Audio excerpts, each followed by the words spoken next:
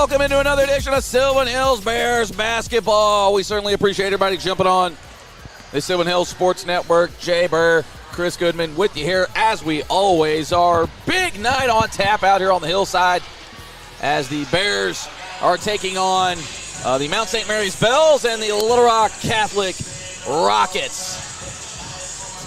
So we get a doubleheader tonight, not like when we're on the road here where you get one or the other. But again, big night for both these teams. On the girls' side, they're going to start this party off. You know, it's looking pretty nice right now. Tough scene for the Bells on the year. Despite having 6 seniors, boy, they have struggled mightily. 5-20 on the season. In fact, they're riding a 5-game losing streak. Bears hoping to make it a 6-game losing streak tonight. Their last 5. Blowout loss to Valonia and Greenbrier. A nail-biter against Jacksonville, then blowout losses to Parkview, and then a 10-point L against the BB Badgers. Last time out, Bears took them a while to get going. They finally got hot, kind of in the latter stages of the fourth quarter, ended up with a comfortable win, 49-40. But, again, as this team is fighting for playoff seeding and just a place in the postseason, kind of get those pulled up for you here. Yeah, Bears sitting at 5-5 right now. And Bologna, Little Rock Christian leading the way. Greenbrier right there as well. And there's a bit of a 3-way battle for Maumelle, BB, and Sylvan Hills right now as they sit in that order. So Bears will do themselves a lot of favors getting a W this evening. Chris, what do you want to see out of the girls here? I know it was an interesting game last time out. Hot start, kind of fell apart, scrapped it out. Yeah, I mean, I've never been to Mount St. Mary's gym, but I kind of imagine it's a little bit like Catholic's gym, and it's probably a close proximity. Yeah, I would akin it to Hoosiers. Okay, if you've ever seen the movie. Yeah, so, it's one of those places where it's going to be a little difficult, a lot of history to win. Yeah. The Bears, like you said, woke up late in that last matchup with them. Kamari Turner hit a couple of big threes down the stretch to put Sylvan Hills in the lead. They were ultimately able to get that win. Here tonight, I want to see them come in, take control of the game early, and leave no doubt. Yeah, you want to see 4 quarters of basketball, that's for sure. All right, we're going to step aside here just a moment for the playing of the national anthem and the Pledge of Allegiance. Stay with us here on the Sylvan Hill Sports Network. As we recite together the Pledge of Allegiance, to be followed by the national anthem. Please join me in the pledge. I pledge allegiance to the flag of the United States of America and to the republic for which it stands, one nation under God, indivisible, with liberty and justice for all. At this time, gentlemen, please remove your caps as we honor America with our national anthem.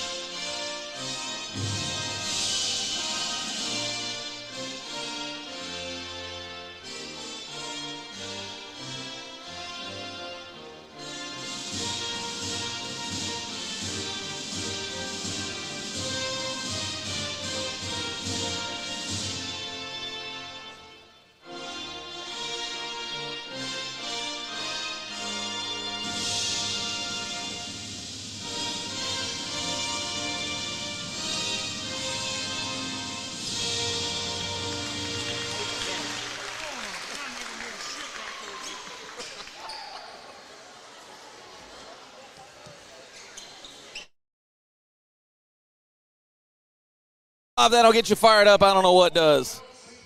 The All-American pregame that we got going on here.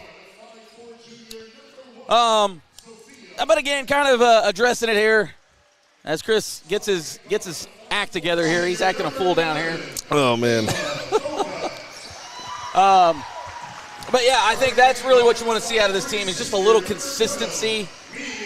Now, and I know this is always a team that gives the Bears fits, and I'm not sure why. Because they just have the athleticism. They've got the size over Mount St. Mary's, but the Bells always seem to be a thorn in the side. And it seems like the Bears sometimes start to cruise in that game, and then whoops, and then we see things like, last time out, for example, against a team like this where they really ought to be able to flex on them. Yeah, and you'll have that sometimes. You kind of look ahead. You think you should take control in this game pretty easily, and then you don't. And then you start, that oh no factor kind of comes in. And it takes a little minute to wake back up sometimes. Yeah, momentum's a real thing. Don't let them tell you otherwise. I know I always have a little momentum after the laser light show here, that's for sure, here at Sylvan Hills. I want to thank everybody jumping on the chat here. Tyler Delaney, we see you out there. Let us know where you're watching from. Got any score predictions? We'll love to have those too. Again, last time out with these two teams, a 49-40 victory for the Bears. Again, Kamari Turner left her imprint on that game as she caught fire late in this one to really help the Bears pull away. But you hope, again, that the Bears can come out, take care of business at home, and actually have a comfortable game for a change. Yeah, and I think the Bears need that to kind of regain a little bit of confidence. They had those games last week, some wins, and then kind of a terrible loss to Bologna, but you kind of know that's going to happen. Put everything behind you. Come in a game where you should feel confident. Come in, make your shots, take over. Absolutely, and again, every game matters at this point in the season as you're trying to find a little footing when it comes to playoff seeding. And really, at this point, you're just trying to get in. It seems like those three teams, Greenbrier, Jacksonville, Maumelle, Greenbrier, Sylvan Hills, and Maumelle are all fighting for that last playoff spot. Because really, the name of the game is get in, and then you hope that something good happens for you, because anything can happen in the postseason. Yeah, I mean, and then, whenever you get to that postseason, the game, the season restarts. Oh, yeah. You get a whole new chance. 0-0. Nobody's beat anybody yet. It's a whole new season. That's when you can kind of reset things, get back on track, and take back over. And what you see out there in Mopey Spinks, less than a mile down the road. Well, I don't know what you got going on, but you better get on up in here. If you less than a mile down the road. Right. We're getting you set here for tip-off. Looks like it's going to be Josie Rape against Kylie Metcalf. And while we're waiting for everything to jump off here tonight, when your roof takes a hit, don't let it turn into a full core press on your wallet. Cornerstone Restoration, they got you covered from storm damage to full roof replacement. They don't just patch it up, they rebuild your defense. And Cornerstone Restoration, strong roofs, clutch performance, and always above the rim when it matters most. Bears win the tip, and we are underway. Again, big night here as the Bears are taking on the Catholics this evening. And Mount comes out with a very aggressive defense, a bit of a zone.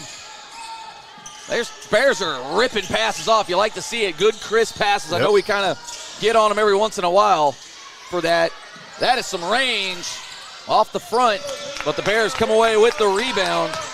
Hey, there you go. Mackenzie King all the way from East Lee Avenue for the Cornerstone Restoration 3. Hey, Pat, welcome to the show. Yeah, my sister started a welcome to the show counter, by the way. Hey, let's go. Good pass. That's good ball movement from the Bells. And Josie Rape is going to be a problem for the Bears. Just a very dominant force down low. It's going to be a challenge for Metcalf and Kamari Turner to try to reel her in. Bears working around the outside, just trying to penetrate that zone some way, somehow. And they are working around the outside. And this is okay in the first quarter. You see where you want to attack. Good rebound. King, shot no good. But again, the Bears come away with the rebound. And that's always a plus. Miller looked like she had a drive going for just a moment. Quick hands from the Bells, and Bears will reset. Miller looking. Looks like the Bears are trying to work it down in the paint, but it's just not there. And the Bells doing an excellent job of keeping the Bears out of the paint. Errant pass by Rainey. May have got a hand on it as well. And the Bells are off and running.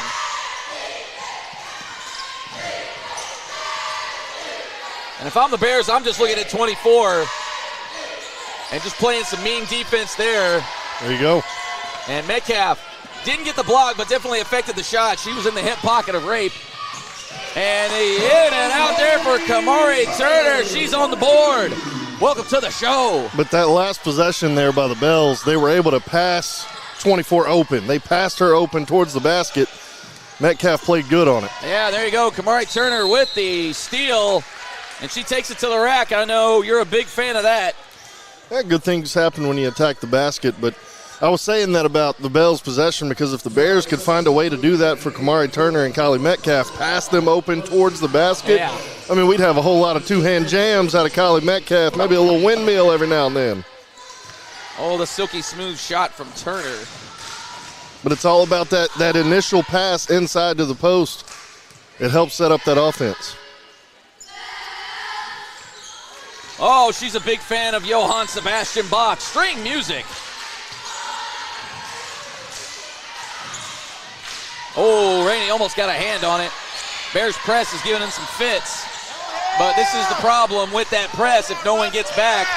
And Rape wide open under the basket. And easy too. Well, there's been a couple of times this season where the Bears haven't gotten back in a timely manner. Well, it seems like they overcommitted to one side. Sanaya Miller off the front.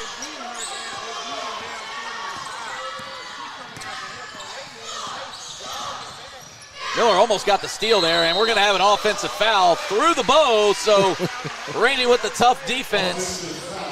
Yeah, they'll let you battle a little bit, but you can't really just kind of give him one of those. Yeah, Ludacris ain't on the roster. And we're going to have some substitution here as Rape is coming out. And in her place is Avery Carter, the sophomore. Big roster for the Bells, 6 seniors, but only really 2 juniors, so they're young. And Ava Coca gets a hand on it. Still plenty of time on the shot clock, 23 seconds. And again, Bears, we'll see if the strategy changes with Rape out. Rainey off the back rim. Bears almost got the rebound.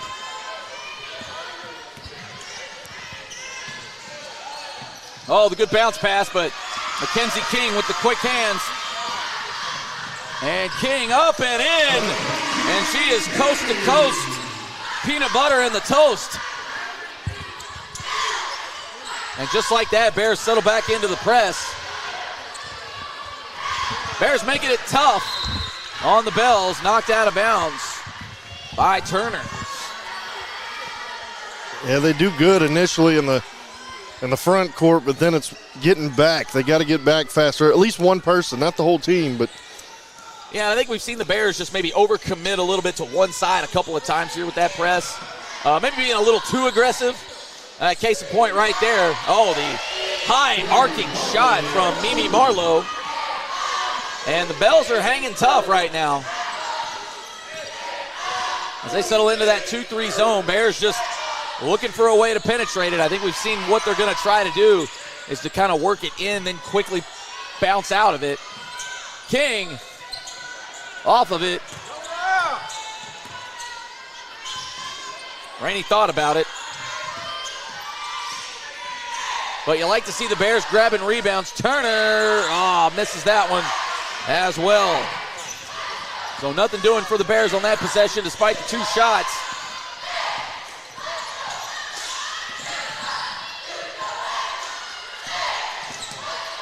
Quick hands from Miller, almost comes away with it.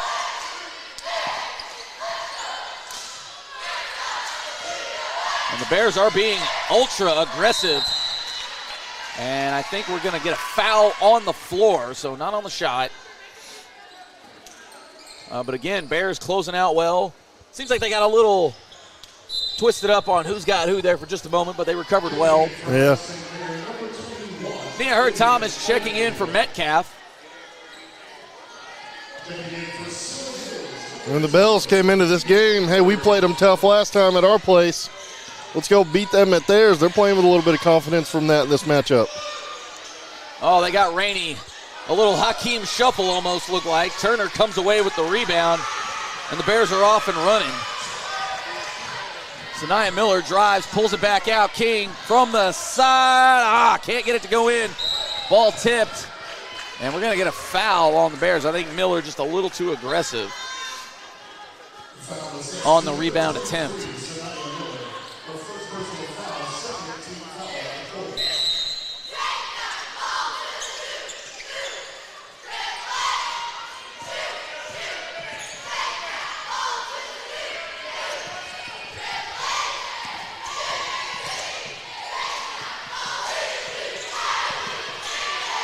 Bears trying to keep the Bells well beyond the paint. Doing a good job of it so far. Turner cuts off the drive. There you go. And Hurd-Thomas almost comes away with a steal. And we're going to have a foul on Hurd-Thomas. Apparently got a little aggressive on the strip attempt. So the 3rd team foul for the Bears in the quarter. But that'll give the Bells a fresh clock. Bears playing some pretty mean defense, though. You like the aggression, but I think you got to kind of time it up a little differently at times. And Miller almost came away with it. But King adjusted on the switch there. And the Bears with the good defense on that possession, they come away with it. We'll see if they can garner any points. Nia Hurd-Thomas up and into it. Oh, Lord. They would keep attacking the basket. And Carson Vogelpohl sends it the other way. Bears right back into it as they get the mismatch there, do the Bells. Maybe just one too many passes. Kamari Turner hits the deck. And that ball is going to go the way of the Bears.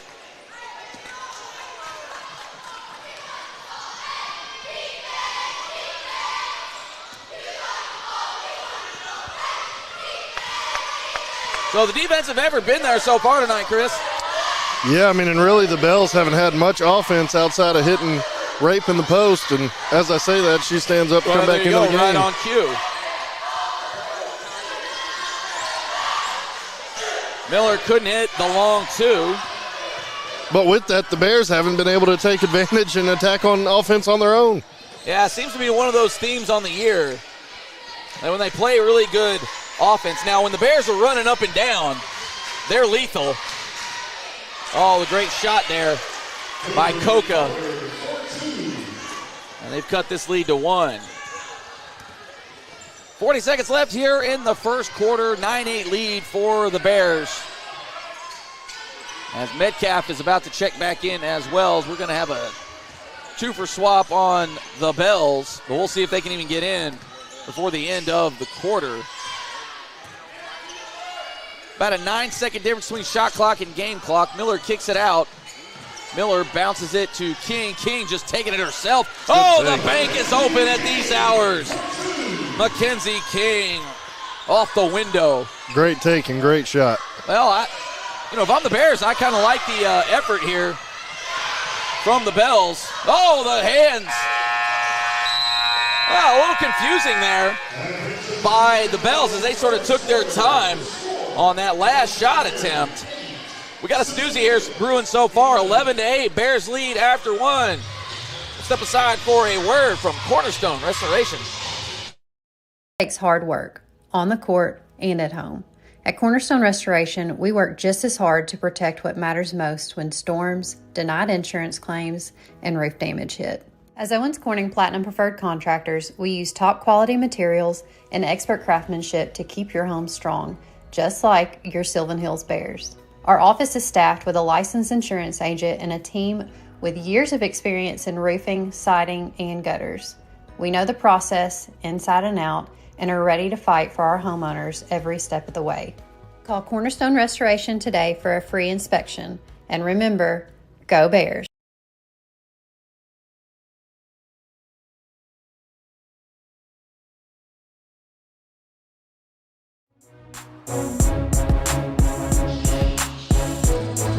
Three-point lead for the Lady Bears after 1 as they've got an 11-8 lead. And again, you'd like to see a little more offense out of them, but, as long as they don't score, we're good here. As the Bears defense leads the way for the team here in the first quarter. Yeah, but you don't want the Bells to continue to get confidence in this game. You want to take control of it early. No, absolutely. Right back in for the Bells. So, again, I would put all the focus on her. Sanaya Miller hitting the deck. You love to see it. And we got a jump ball. It looked like it was kind of a quick jump ball. I don't think the Bears even had a hand on it. But we'll take it as the Bears will have possession. So, again, the defense leading the way. You really want to see this turn into points some way, somehow. Kylie Metcalf checking back in. Like to see her get a touch or two down there in the paint. Miller kicks it out to King. King barely, and look at that, Miller coming through with it. Girl's been an absolute motor of late. Kylie Metcalf away with the shot, and you like to see this development here of the Bears getting offensive rebounds when given the opportunity. Nia Hurd-Thomas gets it out. Back out to King. Rainey. Oh, bang! Hits it from Cherrywood Drive. The Cornerstone Restoration 3. Yeah, the Bears there, they're trying to penetrate and attack this zone the best way they can. And when they do penetrate, they're getting good passes out to the three-point shooters. That's Rainey's first points of the evening. Welcome to the show. And the Bears knock the ball out of bounds. Pat loves it. He's a big welcome to the show guy.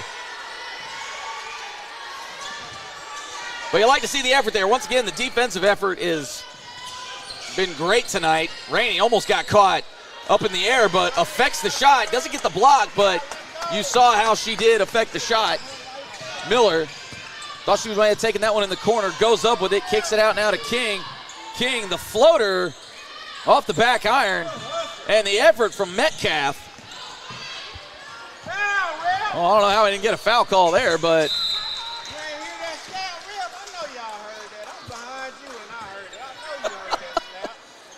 Oh, man, we got him giving him the business over here. The absolute business back here. Pretty sure our mics caught that slap, but apparently it wasn't enough slap for the officials, so we play on. 6:20 left here in the first half. 14-8 lead for the Bears. Again, the defense has been the star of the show, and oh man, that's a clean shot from Vogelpohl. Finds her spot, swishes it.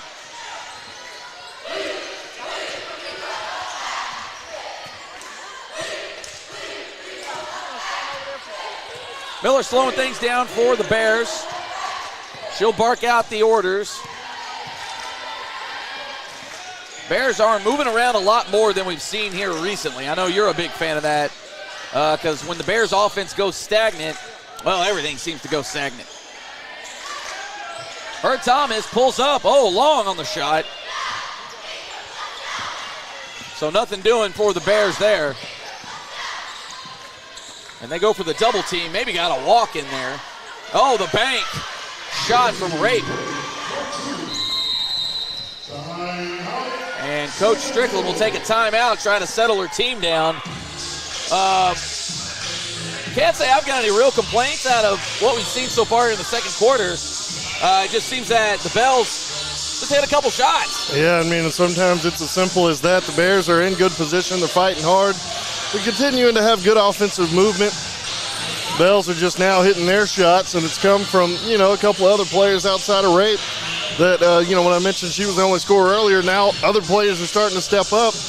And again, the Bears cannot allow the Bells to hang around and continue to gain confidence because that last game was decided by 1 point. Yeah.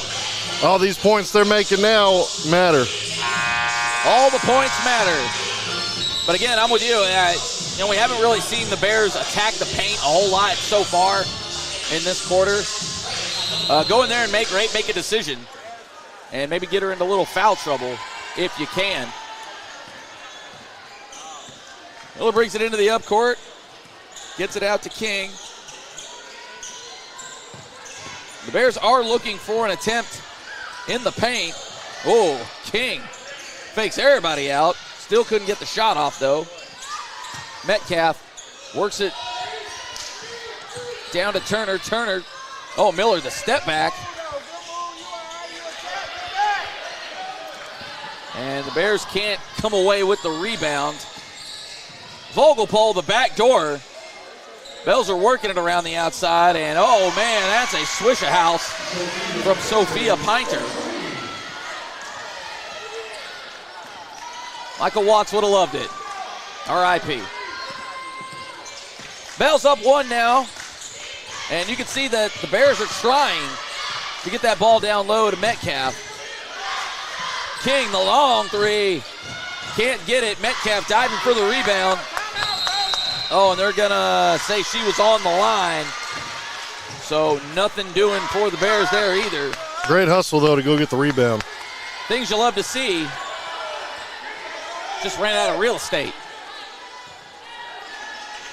Well, that's one thing I'll give the credit to the Bears for is ain't no other team hitting the deck like the Lady Bears. Yeah. Turner almost came away with the steal. King the same. So the Bears have got their hands working tonight. They've got them in all the cookie jars. J.C. Rainey will check in, and she'll take the place of King. We're also going to see Anaya Guy. She'll take Herb Thomas's place. So we haven't seen a lot of Guy this year. But here we are. And right down low, off the front iron, and great defense from Kylie Metcalf.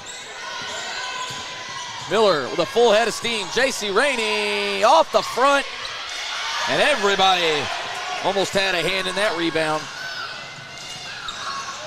Sanaya Miller with the great defense. Oh, and that's just a shot right there from Grace Rockers. But see, those are the kind of things that'll start going against you when another team's gaining confidence. Absolutely. The Bears are getting shots. Just can't get them to go down currently. They've had a couple of wide open 3 attempts and just can't seem to find the bottom of the cup.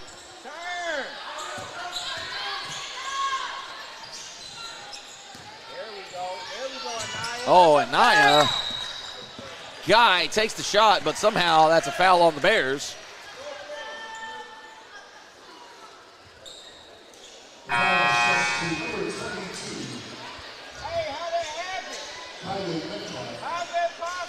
And Metcalf somehow picked up a foul. Not sure where it was, if you ask me, but, you know, here we are.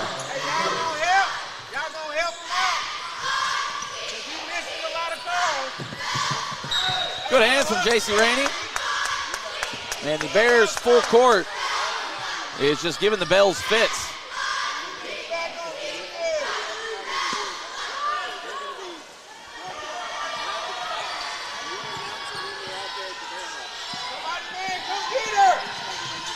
Kylie Metcalf steps out. Vogelpohl putting the moves on it. Oh, and that's a great pass.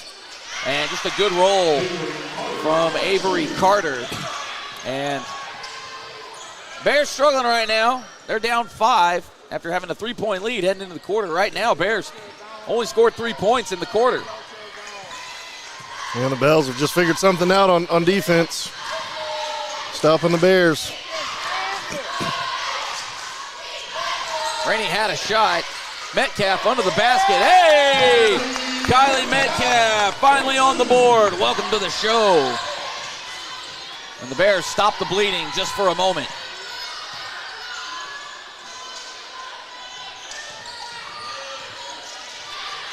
So I think what we've seen so far from the Bells is Rape kind of handles the first part of the quarter, and then it seems that Vogelpohl is more the catalyst. Oh, my goodness. There you go. Oh, what a pass from Vogelpohl, and she's kind of been the catalyst in the second half of quarters. Case in point right there. So good recovery from Vogelpohl. And the Bears still down 5 as we approach halftime. Errant pass from Kamari Turner, and that's definitely going to be over the back on Guy.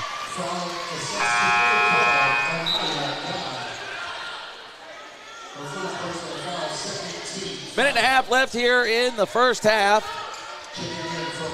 And we've got all kinds of shifting around here for the Bells.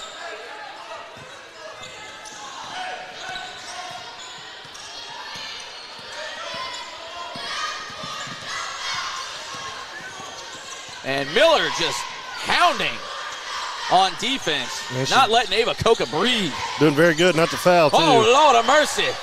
Send it back where she came from.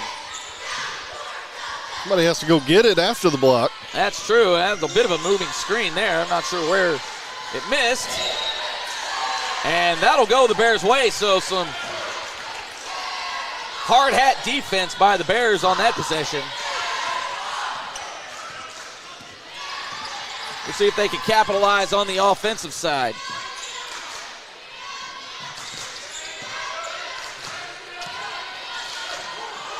Bears working it around the outside, looking for a way to get it down low. Turner, well, Miller. Great move. Will just take it herself. Can't get the layup to go. She's now 0 for 4 on the night. But she's back there on defense, and bodies hit the floor. Kylie Metcalf comes up with it after a pass from Sanaya Miller. Miller limping just a little bit. You gotta hope maybe that's just when you walk off.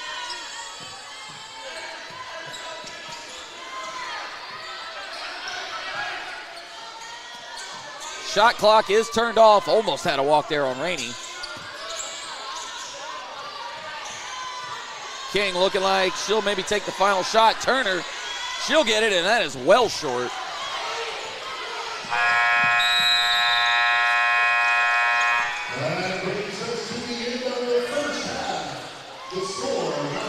Well, tough scene there in the second quarter for the Bears. Only 5 points scored.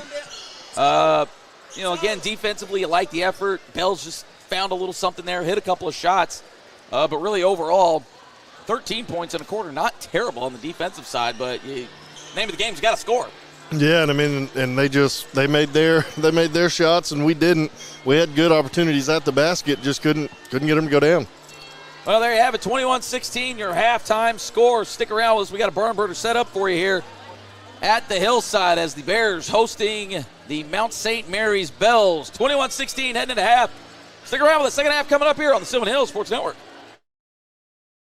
You should choose PCSSD because of the great teachers, the great staff, and the opportunities that your child will have to further their education, their social development, and basically just their lives. My kids are getting a great education. They are getting great opportunities to be involved in sports and extracurricular activities in the community. I believe that for our family, we chose the best possible school when we chose PCSSD. If I were to do it all over again, I wouldn't do anything any differently. Winning takes hard work, on the court and at home. At Cornerstone Restoration, we work just as hard to protect what matters most when storms, denied insurance claims, and roof damage hit. As Owens Corning Platinum Preferred Contractors, we use top quality materials and expert craftsmanship to keep your home strong, just like your Sylvan Hills Bears. Our office is staffed with a licensed insurance agent and a team with years of experience in roofing, siding, and gutters. We know the process inside and out and are ready to fight for our homeowners every step of the way. Call Cornerstone Restoration today for a free inspection. And remember, go Bears! PCSSD is a family-like environment. There's always smiling faces. There's greeting in the morning and the afternoon. They get a lot of involvement, not just parent involvement, student involvement, staff involvement, and I love all of that. I chose PCSSD because I was zoned here, but what made me stay was the support that we receive as a family. And the best part about the day is my son come home with a smile on his face, that he enjoys school and excelled in the classroom. It's real big to our family. And become an attorney. Memorize that face, folks, so if you get in trouble in the future, reach out to Jeremiah Carruthers.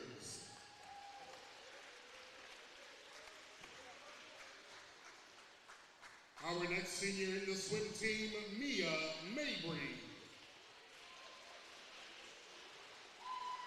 Mia is being escorted by Brian Mabry and Heather Mabry. She plans to attend UCA to study political science with plans to attend law school afterward. Ladies and gentlemen, one more time, Mia Mabry.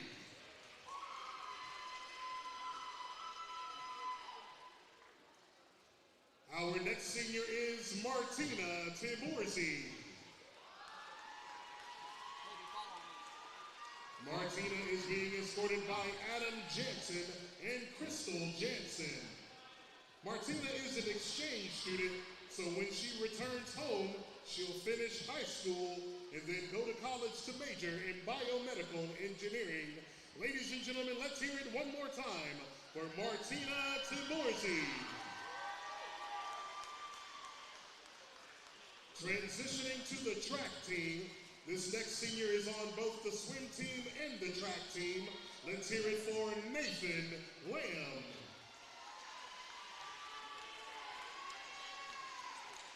Nathan is being escorted by Jay and Katie Lamb. Nathan plans to attend Harding University to go on a pre-med track. Ladies and gentlemen, one more time, Nathan Lamb.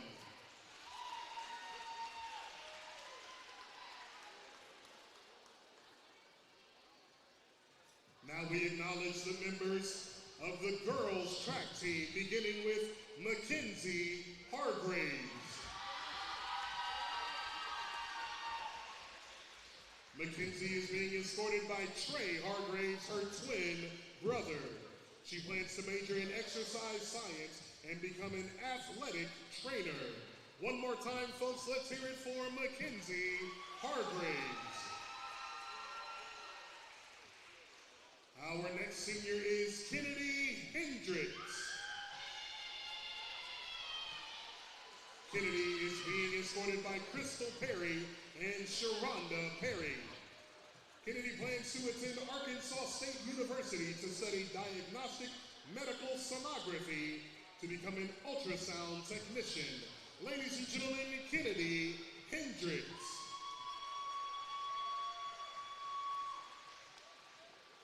Our next senior is Mia Metcalf. Mia is being escorted by Kailani Metcalf and Dwayne Metcalf. She plans to major in biological sciences to pursue a medical career as an obstetrician and a gynecologist. Ladies and gentlemen, one more time, Mia Metcalf. Our next senior tonight is Miley Swopes. Miley is being escorted by Elise Smith and Shalia Ramsey. She plans to enlist in the Air National Guard to attend the University of Arkansas at Pine Bluff and study in exercise science and kinesiology to become a sports physical therapist. Ladies and gentlemen, one more time, Miley Swopes. And our last senior but not least, Jariah Williams. Jariah is being escorted by Tasha Wright and Dennis Nelson. She plans to attend Arkansas State University to study education and become an English teacher. Ladies and gentlemen, one more time, Jariah Williams.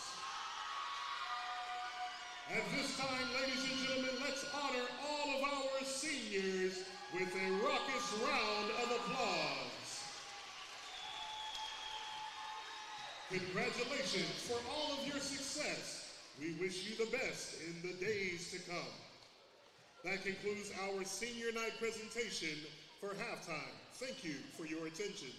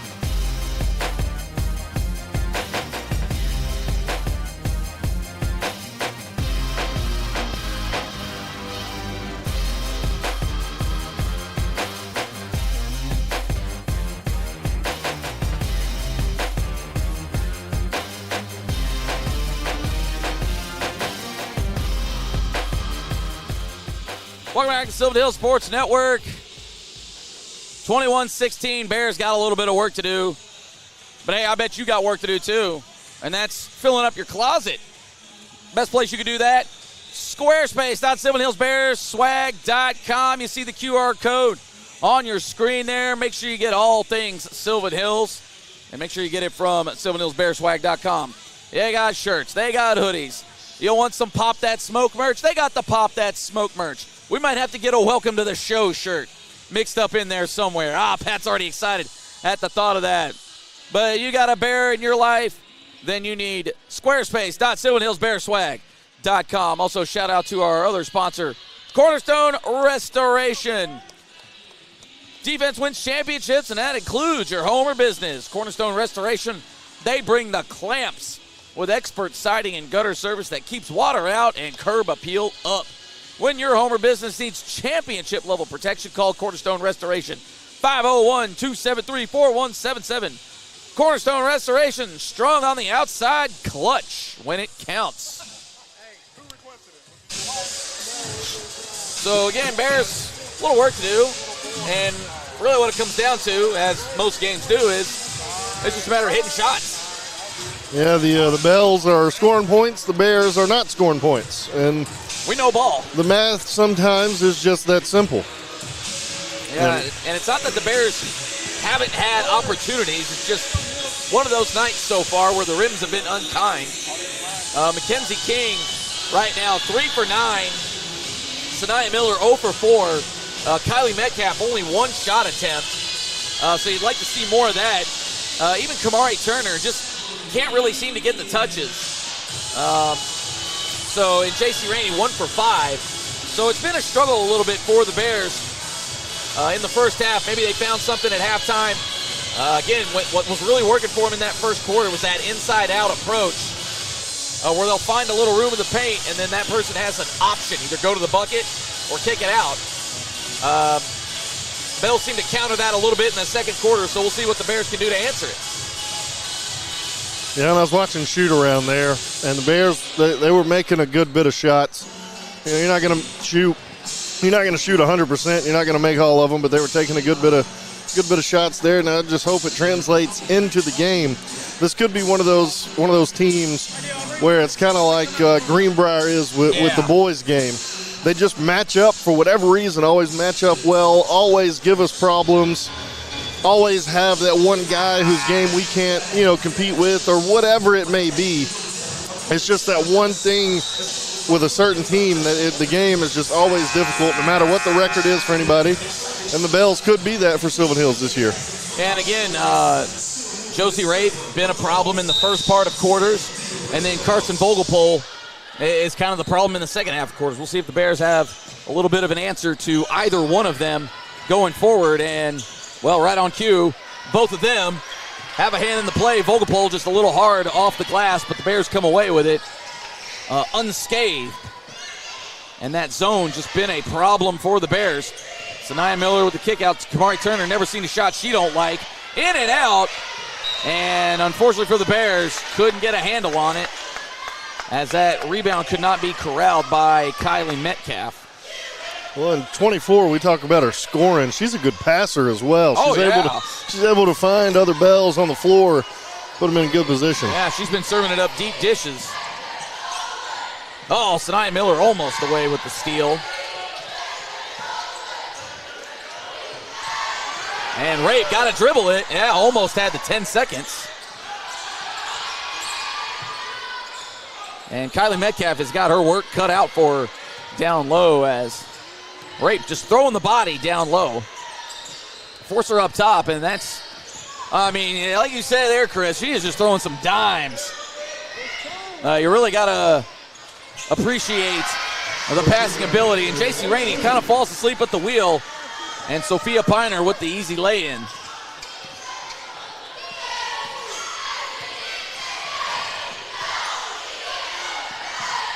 Oh, the quick, crisp passes for the Bears.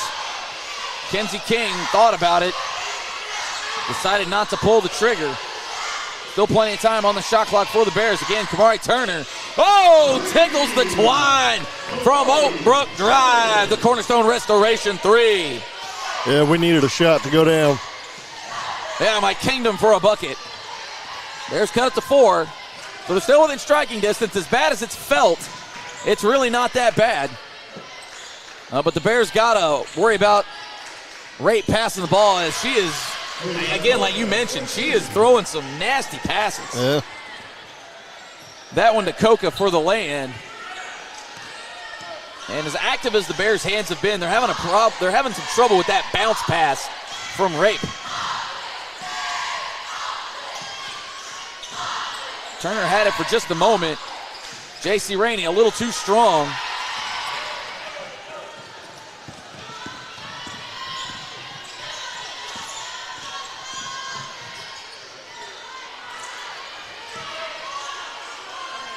And the lay-in no good by Pinter.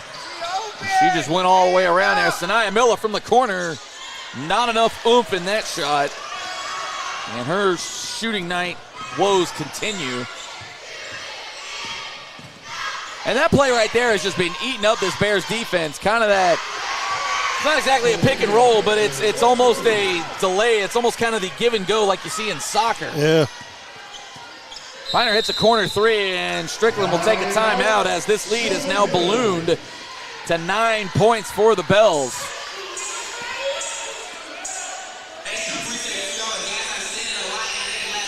Yeah, I mean, right now it's just the passing, eating up the Bears. They're not, getting back on defense. And then the Bells are just finding good open lanes. I mean, they're tearing the Bears up. There's not really anything on defense they could do better, maybe get back a little bit faster, but Bells have the number tonight. Yeah, it just seems like the Bears have been a step slow on defense.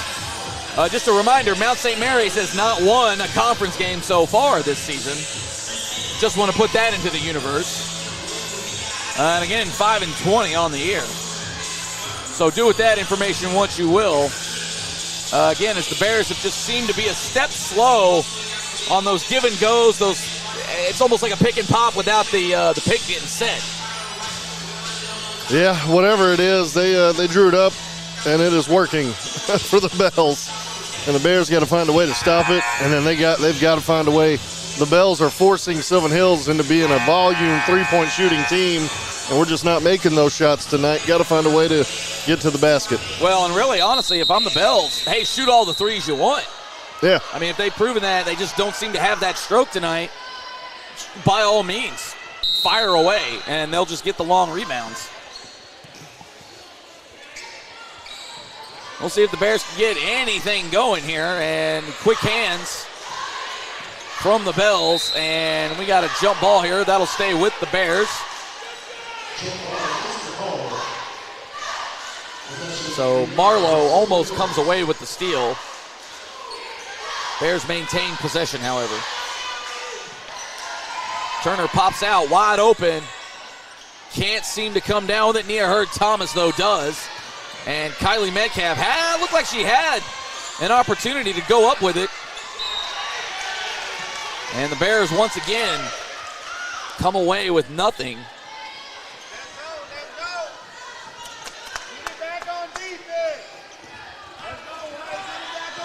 Bears have got to clamp the Bells here on defense. Oh, and Mackenzie King finds that second gear, and there it is for the easy lay-in. Hits the windmill 360 dunk on the way down. Love to see it. Now the Bears need more of that.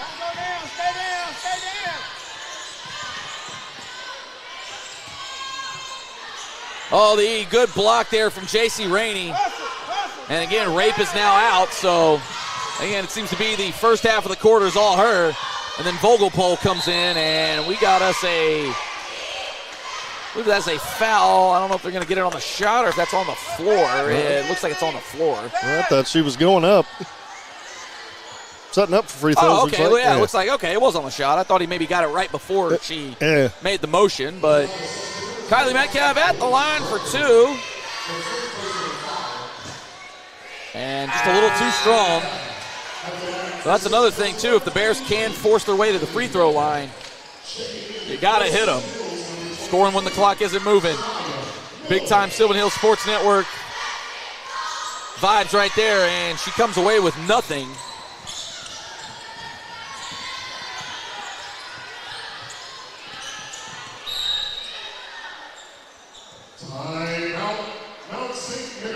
And the Bells will take a timeout here. So, getting on to Metcalf, just something seems a little off with her. I don't know if it's a confidence thing or what, but it seems like that shot just really hasn't been there for her. Yeah, and sometimes it's a matter of just getting the right steps, getting a good pass, and a good inlet pass, and taking control. Yeah, don't mind Ace there in your camera view there. I don't know what he's got going on up there. Some technical difficulties. Well, we'll see if we can get a report from him. I don't know what he's got going on up there. I'm not sure that he knows either. Well, all right. Well, anyways. Hopefully he. We'll let Ace handle it as you're getting a he looked right full into profile of him there. Right into the camera. Ace Bird, ladies and gentlemen. Need a screenshot of that for the Sylvan Hills Barstool. That's right, because Ace Burr will take your girl. Sources say. That's what we've heard. Sources say. Cannot confirm or deny. But that is the situation. We'll see if the timeout can do the Bears some good. Piner just working it around the outside. Oh, and just a grown lady move there by Avery Carter.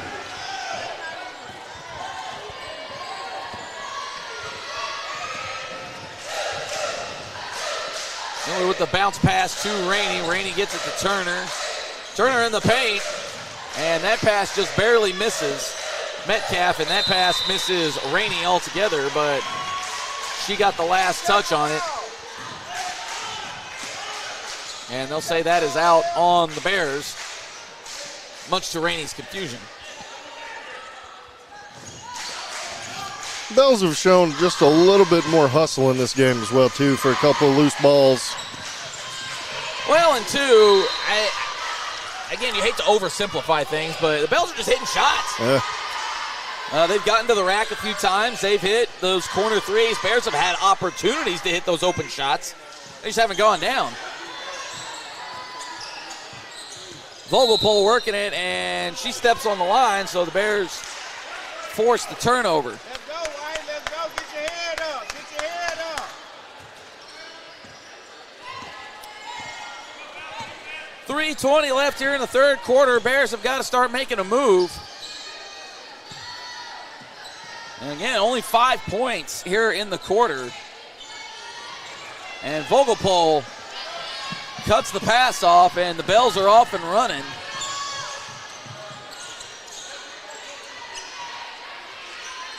And I think you might remember last year, the Bells knocked the Bears off at their place, and it was, I think, one of their only maybe 1 or 2 wins in conference play that they had all last year. So you mentioned it coming out of the half. It's just the Bells just seem to have a kryptonite, whatever it is, against this Sylvan Hills team. And sometimes it just is that way. Yeah, we've seen it on the boys' side. You know, Greenbrier seems to be that team that just, for whatever reason, every single time, hard-fought battle, but they seem to just barely nip the Bears in the end.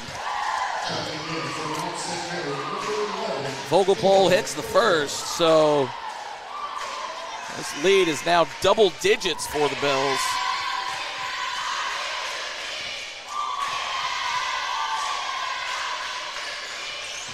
And she knocks them both down.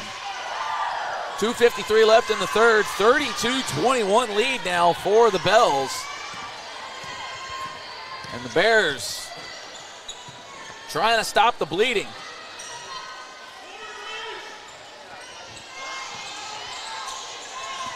And they're trying to force the action. I think if you're Metcalf, you want to see her go to the ball instead of falling away from the ball.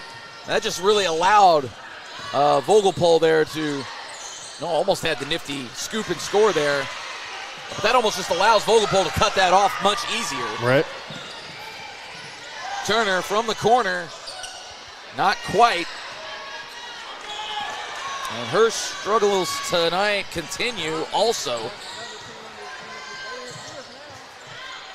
Oh, and the three-pointer from Grace Rockers.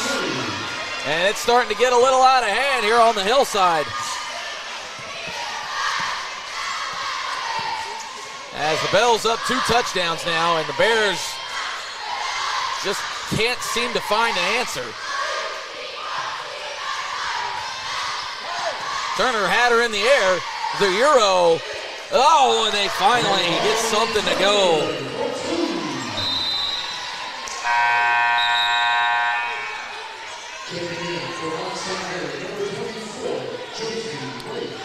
And we got a substitution, not sure why. Nobody called timeout, but we're just going to allow substitutions on the fly here. Start doing it hockey style. I'm telling you, man, just let them run in and out. Fast break, just let somebody run on the court. Yeah. Oh, smart. Oh, man. I think that was. Yeah, that was off. I think it was off Sinai Miller, yeah. Yeah, barely. Very Just smart play. One of them things. Hey, can we get 150, please? Get one up today.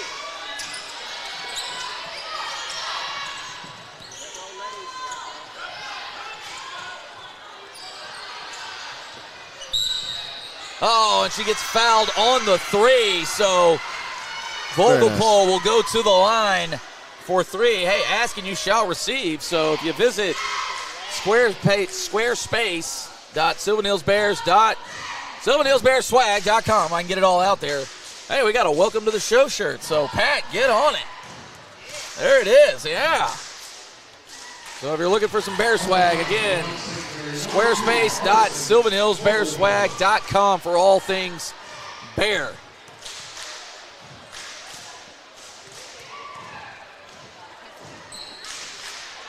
Bears catch a break on the second one.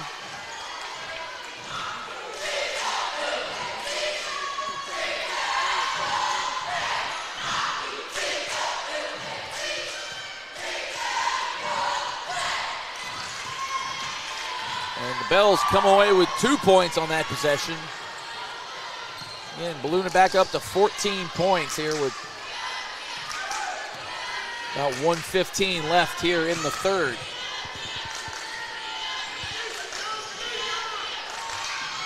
Turner just couldn't quite handle the pass. And nobody's handling the pass, and it's a jump ball, and it'll go with the Bells. Possession goes to Mount St. Mary. Checking in for Mount St. Mary, number 1, Sophia Pinto.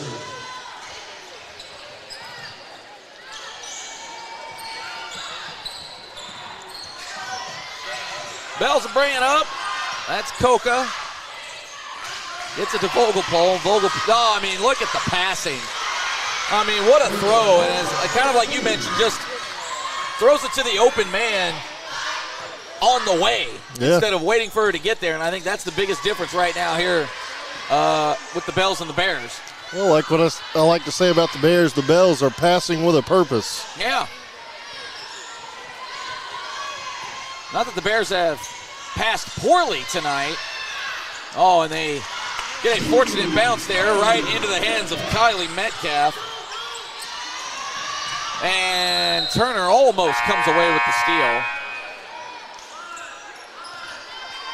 Checking in for Sylvan Hills, number 0, Leah Thomas. Hurt Thomas back in for the Bears. Bell's having some issues getting the ball in, and you'd like to see Sanaya Miller try to jump on the scores table. Catch that one. But I like the hands from Miller. Vogelpohl, throws the body, and that's going to go the other way as you kind of saw the arm move, and that's the cardinal sin, if you will, on offense. And Vogelpohl looks befuddled. I mean, the offensive players always ask how that was on me, and if you lower the shoulder, it's going to be called on you. Well, that looked like it had a little bit of the Shaq effect. Bears aren't even going to get a shot off, but they do. Miller can't convert, so she is now over 6. She's got to be aware of the clock. On the night, yeah, you had half the team pointing up like, hey, you gotta throw it up here. Well, tough quarter for the Bears as the scoring woes continue. They only put up 9, but they allowed 18. They're not going to win too many doing that, so we'll see what the Bears have here in the final 8 minutes. This could be a dagger blow to the Bears' postseason hopes if they can't come back in this one. Again, these are the games that you gotta have. Team that's over in conference play. Kind of a bummer. I mean, you lose this one, you gotta hope somebody else loses a couple, and you beat somebody. I mean, it's going to take a lot losing this game if the Bears do. Absolutely. Storm damage, wear and tear, or just time for a refresh. Cornerstone Restoration is the smart play every time when the weather starts talking trash. Cornerstone Restoration backs it up with real results. With over 35 years of combined experience, there's no bench warmers here. Cornerstone Restoration, experience you can trust. No replay needed. Bears will start with possession here in the fourth quarter. We'll see what they've got in them. If they can mount the miracle comeback against the Bells. See what you did there? Hey, how about it? Hey, there you go. A little pick and pop from Kylie Metcalf, and she starts things off here, and they bailout foul there, but just like the effort from Miller there, both of them going for the ball. It got a little too much arm.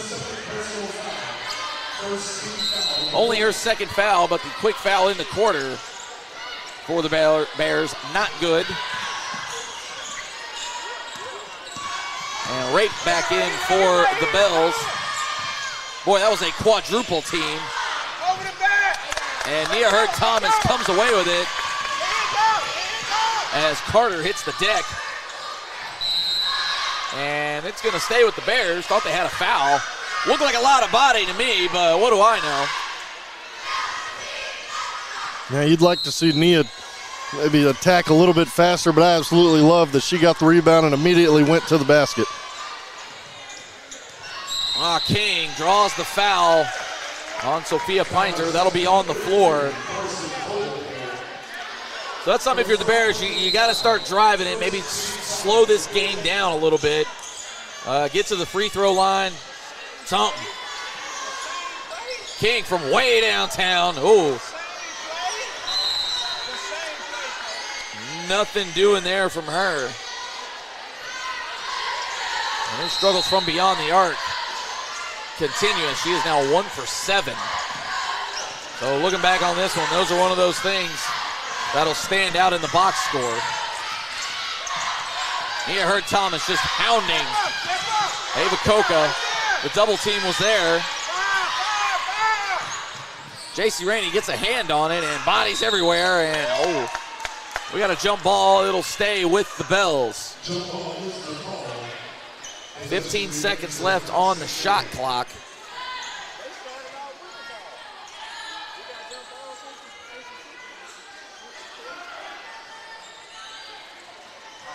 Yeah, Tracy Morgan in the chat also saying, it could be a tough road for the Bears if they can't pull off the comeback tonight. Is that the actor? That'd be really cool if it was. Are you a big Bears fan? Oh, the long two from Coca is good.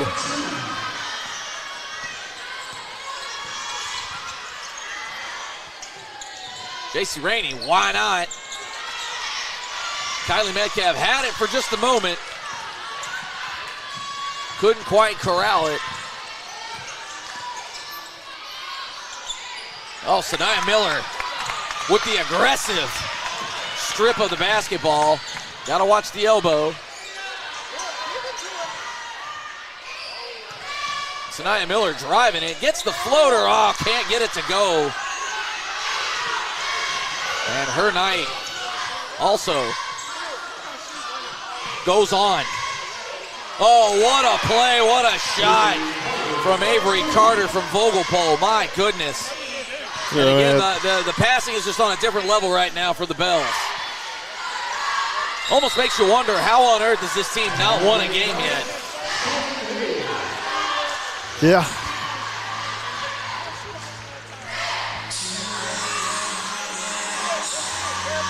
And honestly, you can feel this one slipping away for the Bears. Just can't seem to hit a shot. And right now, the Bells just carving up this Sylvan Hills defense. Yeah, and I mean, I knew coming into this game with it being close the last time these two teams played that the Bells were going to have a little bit of confidence, but tonight, you couldn't tell. You wouldn't be able to tell they lost a conference or haven't won a conference game. Yeah.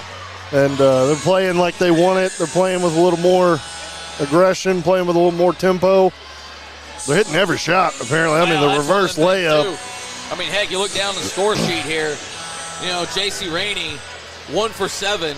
Yeah. Kamari Turner, 1 for 5 from 3. 3 for 7 overall. Not awful, but not great either. Sanaya Miller 0 for 7. Mackenzie King, she's had a bulk of the shots tonight, and unfortunately she just has not been able to connect. Only 4 for 12, 1 for 7 from beyond the arc. So, you got to think, even if you hit maybe half of those, it's a completely different ball game. Nia Hurd-Thomas taking it to the rack, can't get it to go. Kylie Metcalf gets the friendly roll, though. And she's one of the Bears that's had a little consistency tonight, as she's now 4 for 4.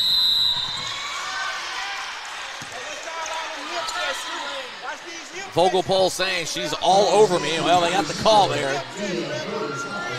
Yeah, the Bears got to play aggressive defense, but you got to be careful. Yeah. Coca will inbound it. She gets it to Marlowe. Oh, Piner with the wide open three, a little long. And that long rebound, unfortunately, Bears couldn't get it. Sanaya Miller, though, just takes it away. Gets it away to King. King just going to take it to the rack. Oh, gets the and one. Mackenzie King. Shooter shoot.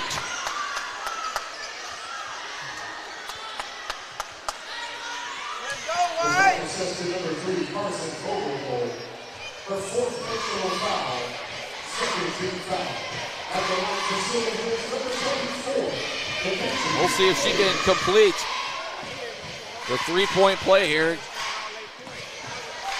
And if you've got a Bear fan in your life, head on over to squarespace.sylvanhillsbearswag.com. They got it all. And they listen to the show because they've got some Welcome to the Show shirts already ready for you.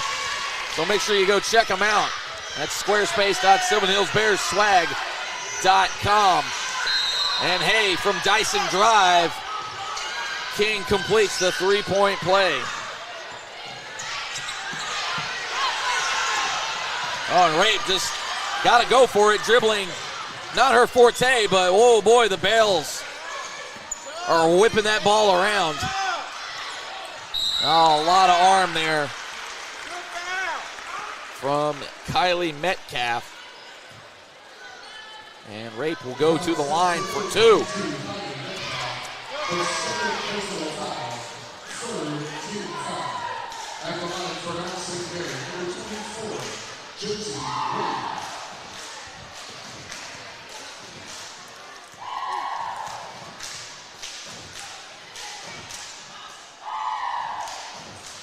Now she leaves that one short, so 11-point lead currently for the Bells. So they've left the door open just a smidge for the Bears, but the Bears have got to start scoring in bunches.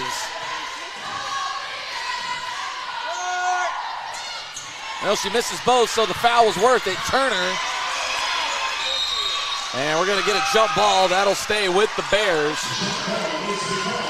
So Turner couldn't quite cleanly handle the rebound, but it definitely does help the Bears.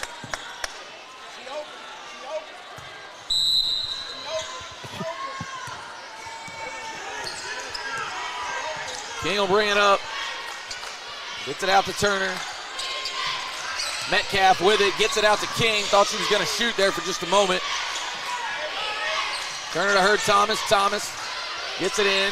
Kylie Metcalf, hey, gets her on the shot. So Kylie Metcalf going to the line for two.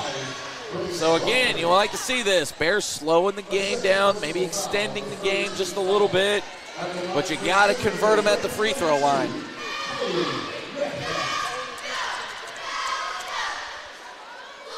Oh, yeah. Metcalf knocks down the first.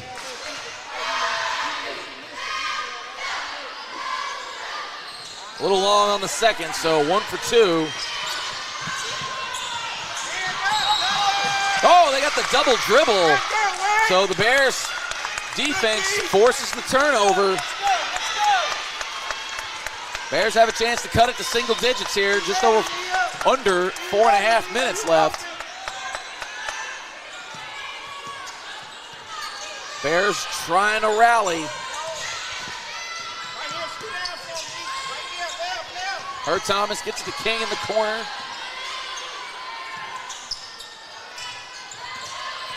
And Miller gets it out. Hurt Thomas. Oh, in and out. Bears get the rebound, though. And they'll get it out to King. Turner in the corner. Oh, left that one short. And they can't come away with it. You get the turnover, though. But they forced the turnover, so Bears are in it. Thought that was a lot of hand, but no call. And, ooh. But they get that one, and Pioneer will go to the line for 2. You can hear some of the home team don't agree with the assessments from the Stripes.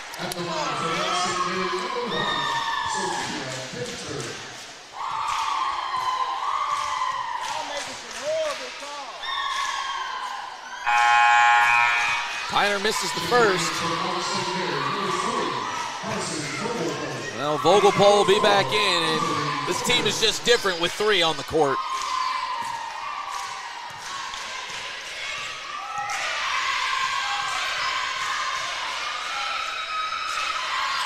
Well, she misses both, so the foul was worth it. The Bears are being saved right now by a couple of missed free throws. Well, they gotta get a bucket in. Oh, Lord have mercy. Sanaya Miller puts somebody on skates, and we've got a player down. Metcalf from 3 can't get it to go, and we're finally going to get a stoppage here, as that is Ava Coca. Not sure if it's lower body. She looks like she's on her stomach. Maybe took one in the gut. Got the wind knocked out of her. Maybe it's the ankle. Can't really tell right now. And she's looking to get up on her own power. She's on her feet.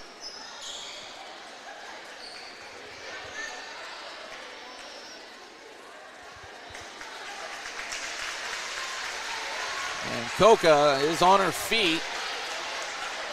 Again, holding her stomach. Not sure if she maybe took an errant elbow or just a shot to the gut. Certainly hope that's all it is maybe got the wind knocked out. Yeah, you never want it to be worse than what it looked. Yeah, well, that's one of the worst feelings there. You get the wind knocked out of you.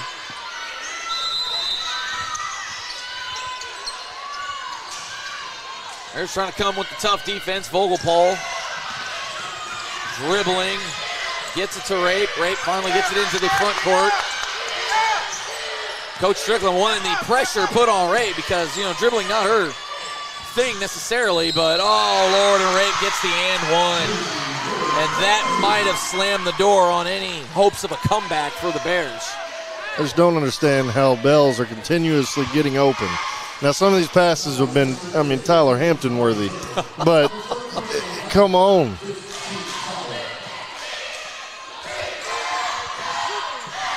And Rape gets the roll, so she completes the three-point play. The Bells will take a timeout, and they have ballooned their lead up to a baker's dozen. So the Bears were making a little bit of noise there, but it's just the offense escapes them. They just haven't been able to hit a shot. And you just got to wonder, with a game like this, 13 points. Look at the amount of threes that they've taken. Geez, you hit just even 4 more, and that's not a great shooting percentage. Bears are in this game. Yeah, and they've had a lot of good open threes. That's what hurts, is you've had a lot of good open threes that you just haven't been able to hit. And that's what hurts in the long run. Absolutely. Attack. Well, they had it there for a moment. There it is. Oh, just can't seem to get it to roll, and that's just that kind of night for the Bears. But Metcalf will go to the line for 2. Both teams in the bonus here, the last 3:10. Bears got to be able to take advantage of that. Now, we can't knock down the free throws here, but it should have been an and one. Mount St. Mary's was still at their bench, and they called play. Got to take advantage of something like that. Yeah. Well, again, you just couldn't get the roll to go down. It's just been one of those nights for the Bears. Metcalf leaves the second one short.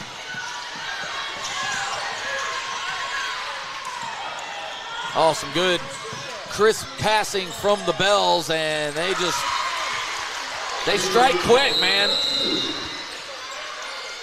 Oh, the Bears with a bad turnover as I believe Metcalf stepped on the line on the inbounds.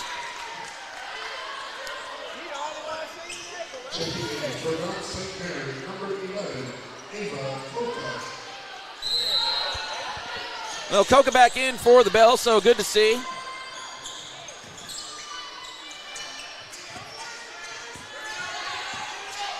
And the Bells, I'd imagine, will just try to ride this game out as the Bears don't have any fouls to give.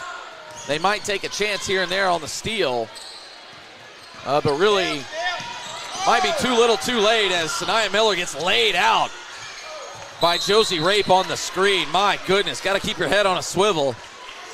Yeah, man. Like that she even turned around and checked on Sanaya Miller and asked if she was okay. But when I played basketball, I was unfortunately hit with one of the screens like that, and that's why I played football the rest of my life. And I think we're going to get a foul called on Coca against Turner. So Turner at the line for 2.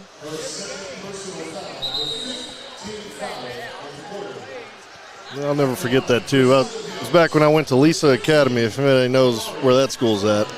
We played a school called Redfield in the middle of nowhere, and I got screened, and I saw stars. I was like, no, I need pads on. Yeah, that's right. Put a helmet on in here. Well, Metcalf will check out in the place of Nia Hurd-Thomas. So the Bears going for a little more quickness, maybe to try to pick off some passes. And Turner knocks them both down.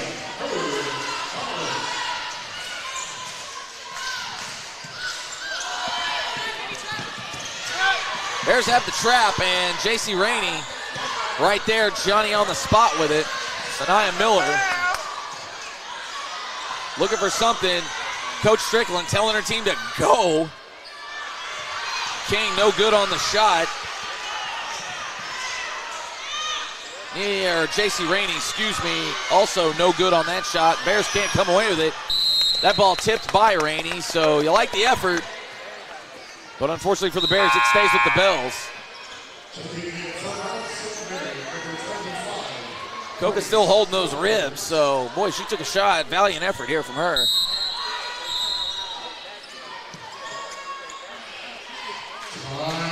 And we've got a timeout by the Bells.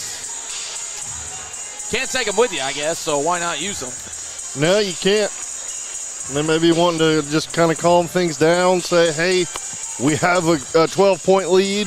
Let's calm down. Let's breathe. Let's continue to play smart, have good passes, do all the things we've done that got us to this win, and close it out and upset the Bears. Yeah, really, and you got to think if you're Mount St. Mary's, just slow the game down. I wouldn't even worry about going to the basket. Yeah. I mean, you burn half the clock here. I mean, heck, you've got it down to about $1.20. And, I mean, with it being a 12-point game, I mean, I would just hold the ball or have good passes, but don't even worry about shooting. Yeah. Just run the entire clock out. Yeah, I'd force the Bears to foul if need be. And if we take a shot clock violation, well, okay. Right. We wasted 32 seconds, and it's a 12-point game. Yeah, and the way the Bears are shooting tonight, I'll take my chances. Yeah.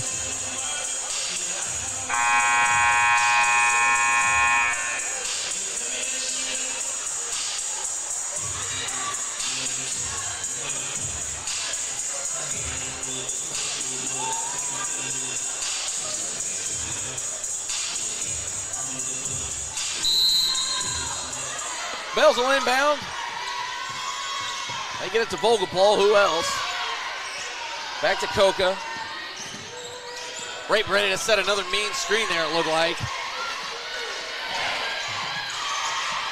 Bears seem to be defending that kind of pick and roll, give and go a lot better now. Might be a little too late, though.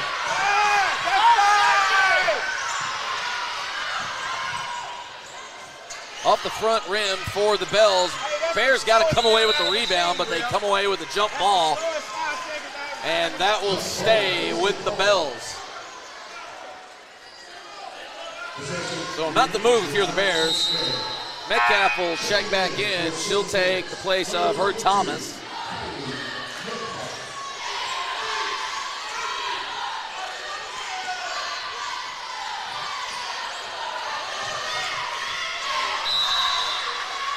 Valiant effort, but out of bounds.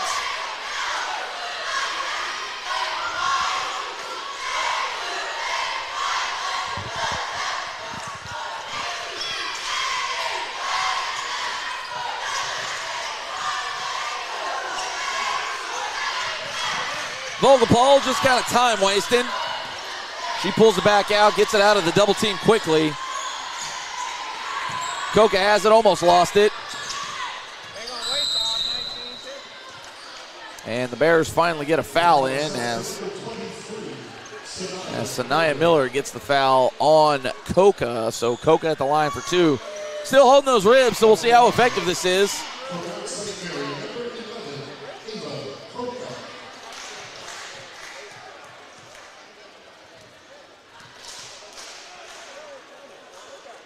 Ribs. She'll have the ribs for dinner. And she knocks down the first, so unfazed is Coca.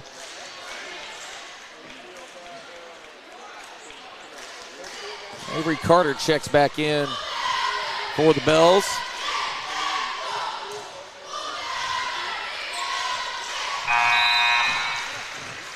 And Coca knocks them both down, and Marlowe will check back in for perhaps the last $1.10 we got here in this affair.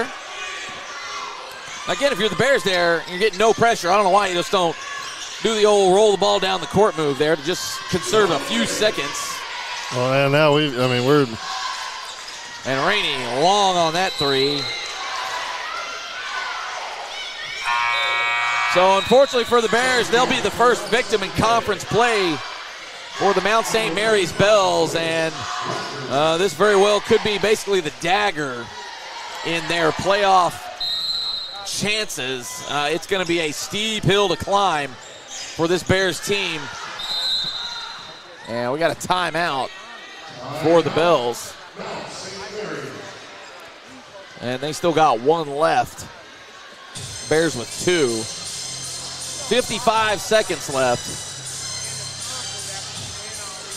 So looking ahead here for the Sylvan Hills Bears, not good. You got Maumelle on Friday. That's a road game. You've got BB, who's pretty sturdy. Greenbrier, and then you end with Jacksonville. Now Jacksonville behind them in the standings, but BB right ahead of them. Maumelle right ahead of them. Greenbrier 7-3 in conference, sitting in that 3 seed. So you got to think they're going to come out hair on fire. This is one that the Bears had to have because the next 3 games are teams that are right in front of you in the standings. And like I said, this could prove to be the dagger for the Bears' postseason chances. And we still have a makeup game in there somewhere, don't we? Yeah, Little Rock Christian. Forgot about that. Well, never mind about that week. one. So, yeah, they're sitting in the 2 seed. So, again, you're playing the 2, 3, 4, 5, your next 4 games. And then you've got Jacksonville mixed in there as well. And Piner had the layup, pulls it out wisely. And they get it to Vogelpohl. Surprised they didn't call a foul there, honestly. But Kamari Turner with the steal. She's going to bring it to the up court. And King with the double dribble. Paused a little too long. Yeah, I was going to say that makeup game, maybe it's somebody that we can go sneak one out, but it's going to be hard to stop Willie Rogers.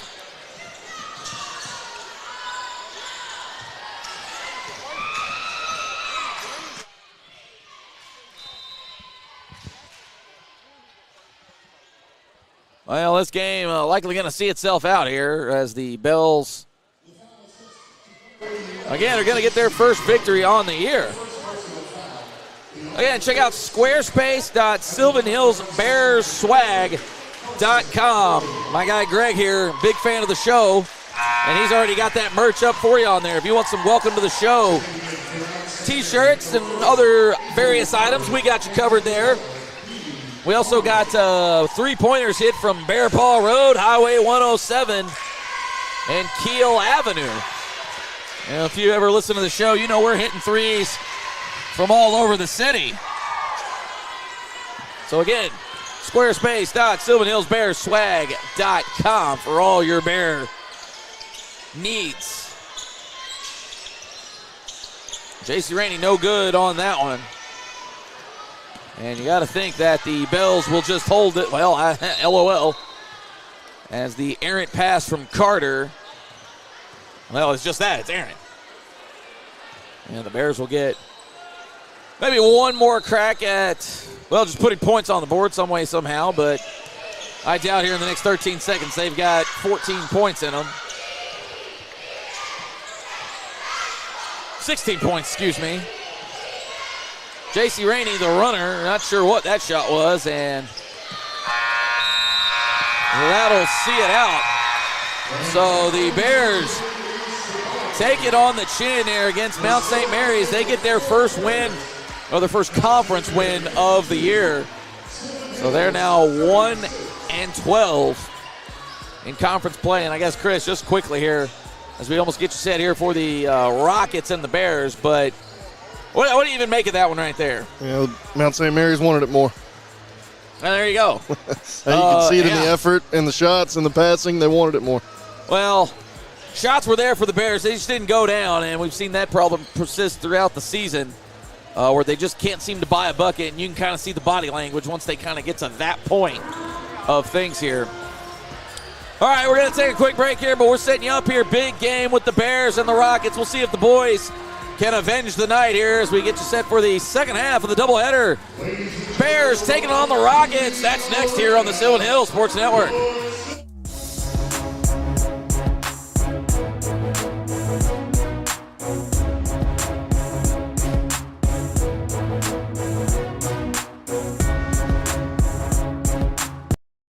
You should choose PCSSD because of the great teachers, the great staff, and the opportunities that your child will have to further their education, their social development, and basically just their lives. My kids are getting a great education. They are getting great opportunities to be involved in sports and extracurricular activities in the community. I believe that for our family, we chose the best possible school when we chose PCSSD. If I were to do it all over again, I wouldn't do anything any differently.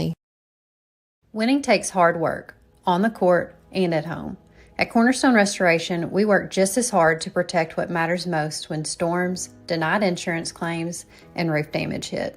As Owens Corning Platinum Preferred Contractors, we use top quality materials and expert craftsmanship to keep your home strong, just like your Sylvan Hills Bears. Our office is staffed with a licensed insurance agent and a team with years of experience in roofing, siding, and gutters.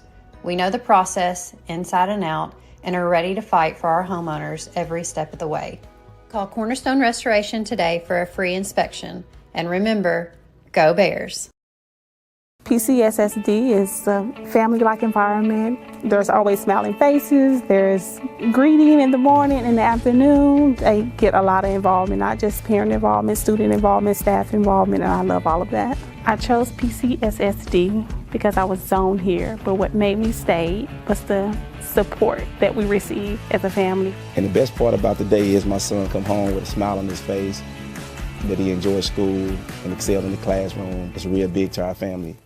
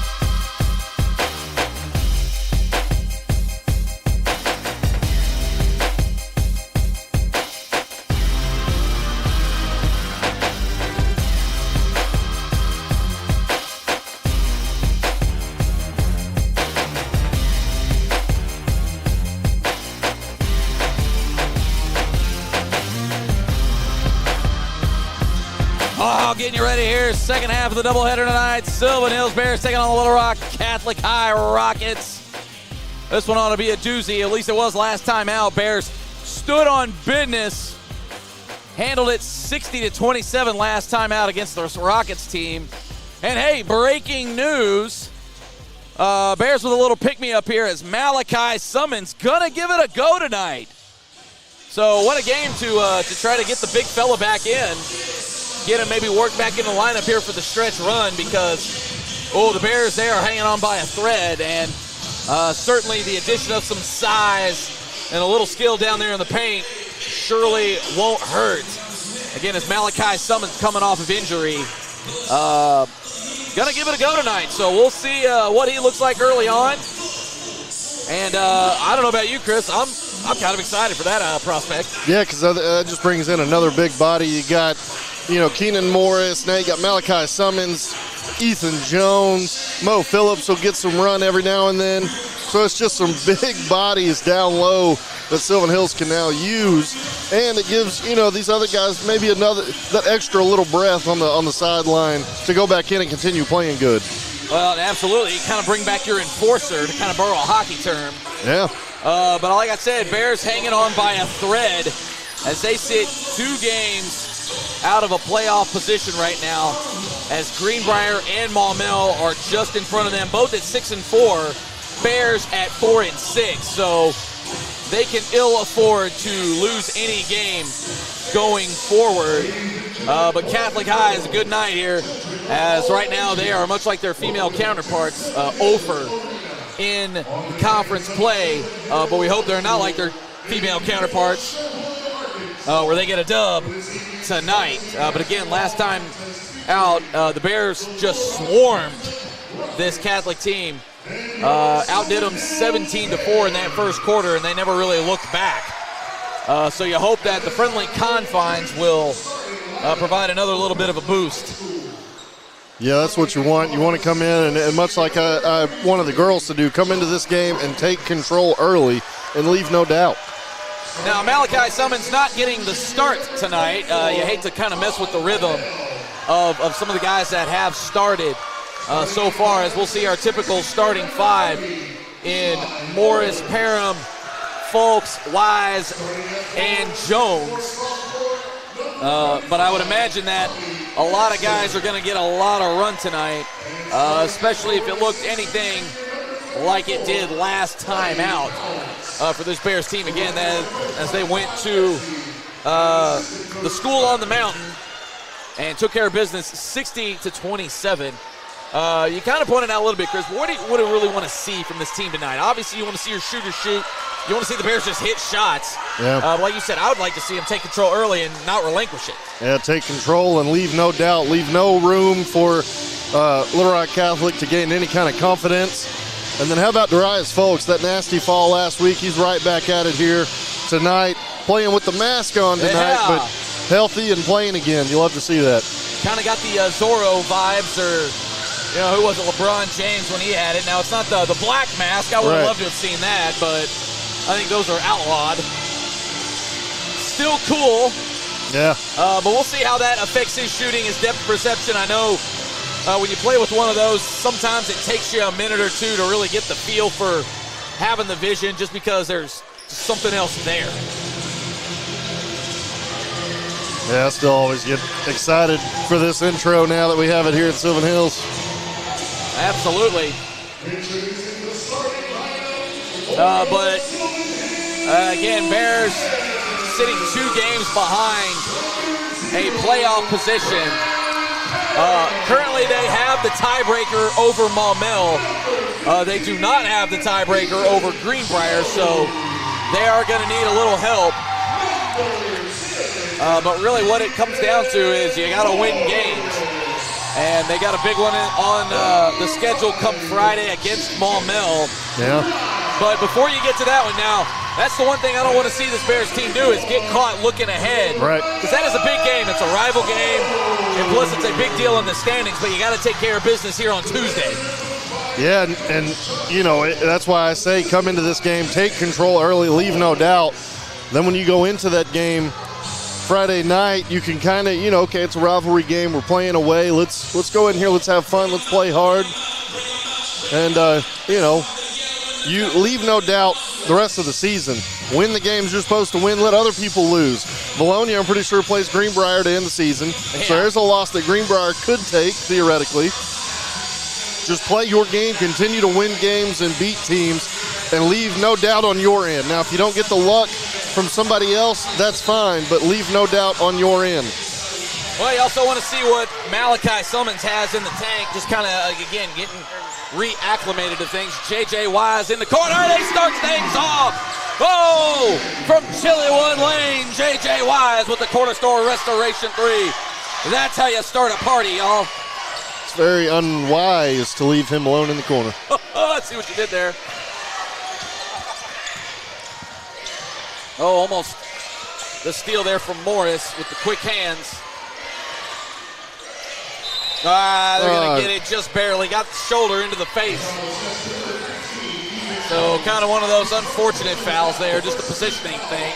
Yeah, I think that's just one of those where Ethan Jones, too many reps in the weight room. That may have been his disadvantage at that time. Throw the body a little bit, but not too much. That's the name of the game here. Morris playing some suffocating defense right now. The long 3 from John Rankins. No good. Bears off and run. Keenan Morris puts him in the spin cycle. Nothing doing, though.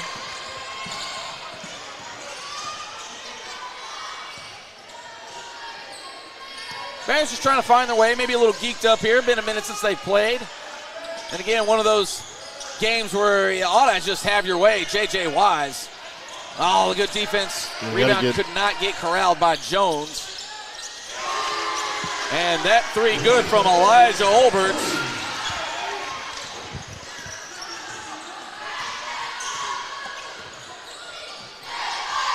One and a half gone by. Tie game at 3. Ryan Parham. Oh, he hits all of the Drano there. And he gets the lane to go good. Ryan Parham, welcome to the show. That's one of those shots the entirety of the season. Down. Yeah.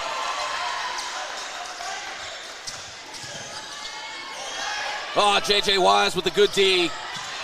No rebound for the Bears. And Olberts again with the floater. Maybe a little cautious with it. And Ethan Jones throwing the bows. Ryan Parham, well, he took about 8 steps, but oh, Lord. We're not counting. I saw 2. I don't know about you, but that 2 goes down. That's a tough-nosed bucket right there. Reminds me of the clip of Giannis going for a layup from like half court. Oh, he takes like 18 steps, and there was no travel, nothing. He just took 18 steps and scored. Yeah, let it go. Sometimes you earn that right. Right. Bears defense stands tall here.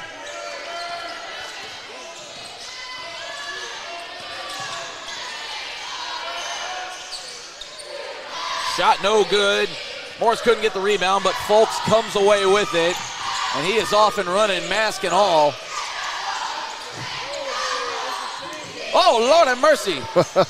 Almost an insane play. Oh, a couple of insane plays there. And Fultz' first shot, no good. So, again, sometimes you got to kind of work through when you got the mask going. And we will be sure to make a Jim Carrey reference or 2 here tonight.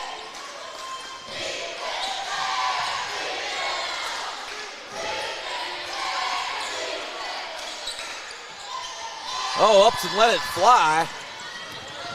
Nothing doing for Rankins, though. And Fultz comes away. J.J. Wise drives the lane. Oh, they scoop it under. J.J. Wise. 5 points here early on. Forgot to welcome him to the show. Keenan Morris with the steal. Ryan Parham slows things down just a hair. Well, Wise thought about it. Hey, why not? J.J. Wise taking it to the rack. Oh, and it's shaping up to be a Wise legacy game. As he's got 7 of the 11 points for the Bears here early on. Well, very good things happen when you attack the basket. JJ immediately realized there's an open lane. I'm going. Him and Folks both have attacked the lane very good. JJ's lane has been a little bit easier. Darius took a little bit of a hit there. But they're attacking and doing what they're supposed to do in this game, come in and take over. Absolutely, and you like to see that out of JJ. You know, you got the little hesitation, maybe the shot. I mean, he's a threat to shoot it from anywhere. Gets the mid in the air, and the C's part. Yeah, that's one thing Catholic can't do. They can't keep jumping immediately thinking he's going to shoot a three, because he will drive. Well, it's almost like pick your poison with him right now, because my man is an underrated driver to the hoop. Oh, we got a tech on the Catholic High coach. Didn't like what was going on, and he is letting them have it, and the emotions are high over there on the Catholic bench. Oh, my. Many references we could make, but we shall not. Well, J.J. Wise will get a couple at the free throw line as a result of the tech. I think it was... Well, I'm not sure what the initial beef was. Yeah.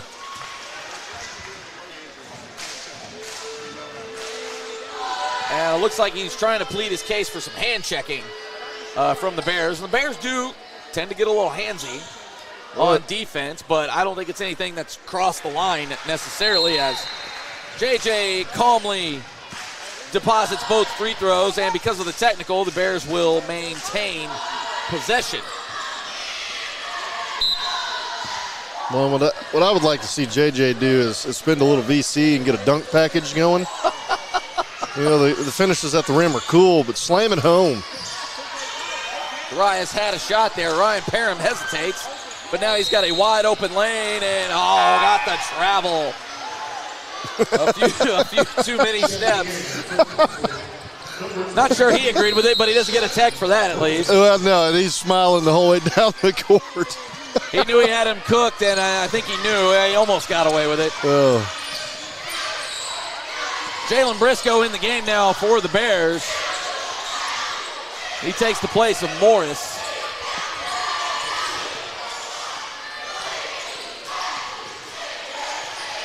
Bears defense doing a good job of cutting off those drives here early on.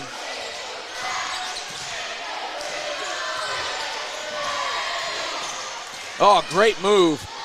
Oh, Rockets moving it around. That's a clean shot from Stratton Robinson. Yeah, just a good offensive possession, good passing. Yeah, a lot of good ball movement there. Speaking of good ball movement, Darius Folks gets it back out after a little pitch and catch with Briscoe.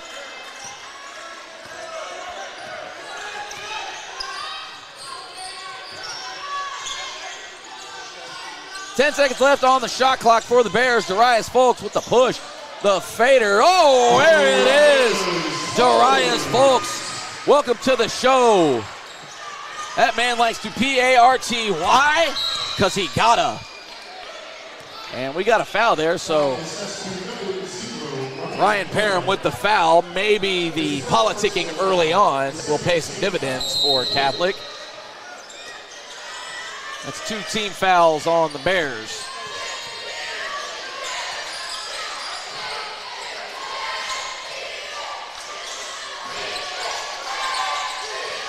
Bears doing well to defend that potential pick and roll situation tonight so far. Ryan Parham, that's the second time he's maybe over pursued just a little bit, and the three-pointer by Thomas Menser is good. So the three-point shooting for the Rockets, the only thing keeping them in the game right now. Well, it's not that the Bears haven't been playing bad defense either. The Rockets are just passing the ball really good, getting it to the open guy, and then he's making the shot. I mean, that is what it is. Radical concept.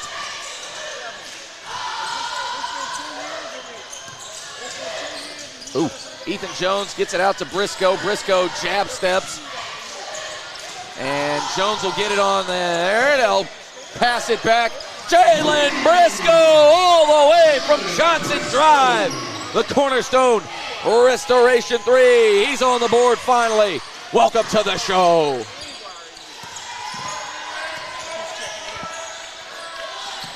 Oh, Briscoe almost had the steal. And then Folks almost had the steal. Oh, my man, just a little too wide open. Happens to the best of us.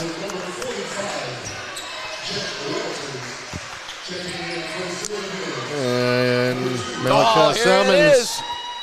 We've got a Malachi Summons sighting. And this is about to be a big boy battle in the paint now as Jet Walters, 6'6", 250. Peters almost. Oh, Malachi Summons, welcome back. Jump ball. And we see Jed take that three before. I don't think you were down here yet. He came over to the scores table and he said, I'm going to hit one from the corner, I promise. I'm going to do it. Yeah, that shot has just eluded Peters for a couple weeks now. Yeah. Early in the season, he was automatic. Right. And then just kind of hit a cold streak. Hasn't been able to bounce back from it.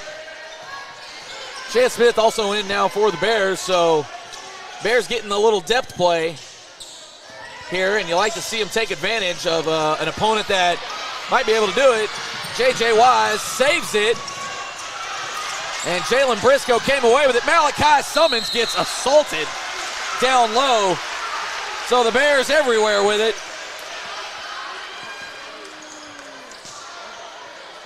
You'll love the hustle. Everybody down there.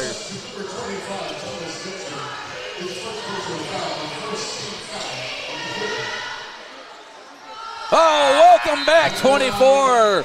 Malachi Summons on the board. Welcome to the show. DJ Pickens checks in for Wise. Oh, that one we'll joke with him about boy. after the game. Well, nothing but net, but it's got to go through the rim first. We'll let that one slide. It's been a minute. My man's likes that one there.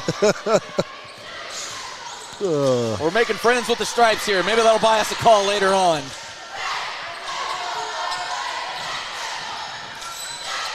Some good D from the Bears. Just those slight openings for Catholic just don't seem to be there. And a little too much body from DJ Pickens, and that'll send Mincer to the free throw line. That was a really good take by Mincer there to the rim. What I said, it's true for every team. Good things happen when you attack the rim.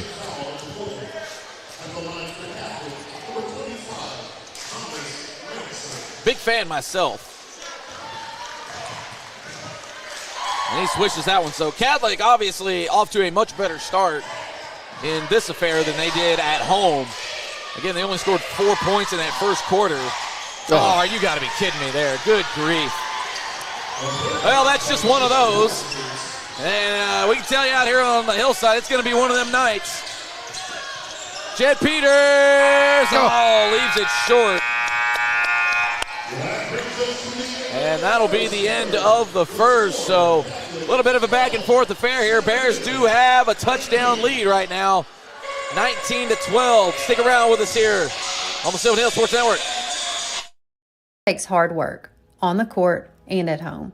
At Cornerstone Restoration, we work just as hard to protect what matters most when storms, denied insurance claims, and roof damage hit. As Owens Corning Platinum Preferred Contractors, we use top quality materials and expert craftsmanship to keep your home strong, just like your Sylvan Hills Bears. Our office is staffed with a licensed insurance agent and a team with years of experience in roofing, siding, and gutters. We know the process inside and out and are ready to fight for our homeowners every step of the way. Call Cornerstone Restoration today for a free inspection. And remember, go Bears.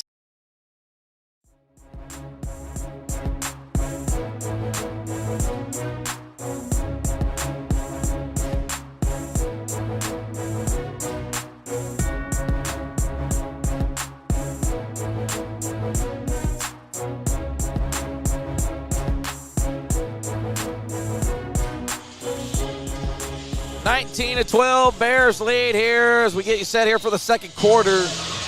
Jay Bird, Chris Goodman with you here on the Sylvan Hills Sports Network. Tough one so far here for the Bears, and this is definitely one that they need. A razor-thin line for error in conference play. J.J. Wise barely misses it. Malachi Summons lost the ball going up. Not sure we'll count that as a shot. Oh, Keenan Morris just about flat took it away. Malachi Summons. Oh, Keenan Morris does get the steal. Oh, gets the bump and the bucket. Keenan Morris on the board. Welcome to the show. And Keenan Morris is one of those guys you got to be very careful running down the court with on a fast break. Oh, absolutely. Because my man can go off at any point. We've seen him. He's been more of a defensive specialist, but we've seen him pop off for, 6-7 points in a quarter before. You got it for me. I appreciate it. Gosh darn it. Oh, a little errant on the free throw there, so. No, we have seen Morris hit a. We mourned that shot, though. Golly. We have seen him hit a reverse dunk in a game. So we'll let it slide. And that ball is going to somehow matriculate down the court. Oh, and somehow it went off Sylvan Hills. I think they're saying it caught a foot. So the Rockets catch a break. Shot clock does not reset, however, as the Rockets now have 10 seconds left, so they got to do something pretty quickly. Good luck just up and dribbling past Ryan Parham. I don't know that the Rockets realize that they've got, there it is, shot will count. Aaron's shot no good. Malachi Summons skies for the read. So all is well in the end.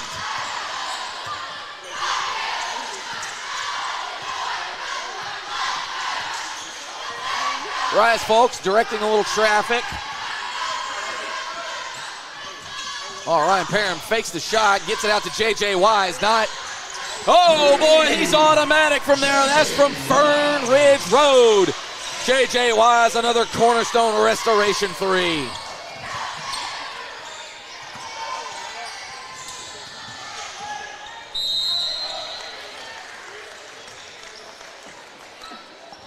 Well, no free lunches here. The foul is set to number 24, Malachi Summons. His first personal foul, first team foul. At the line for Catholis, number 34, Catholis.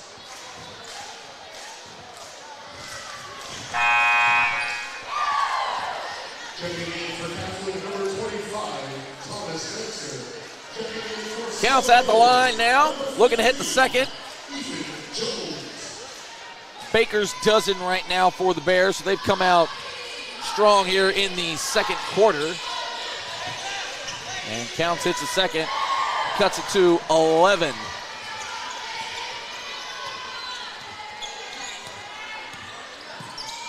Wise, the junior, brings it up, gets it to Fulks.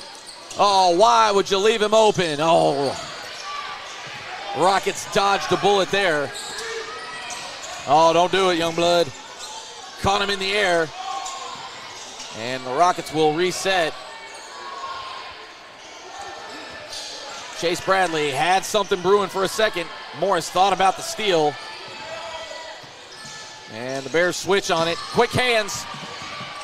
That is not a backcourt since it was deflected. Corner three from the Rockets is good, and Chase Bradley's on the board. Catholic cuts it to a touchdown, so that's the one thing about this Rockets team. They're pesky. And if you're not efficient with your shots, they'll get you. J.J. Wise, oh, they got him for the charge. I thought he avoided the contact, but the officials did not see fit.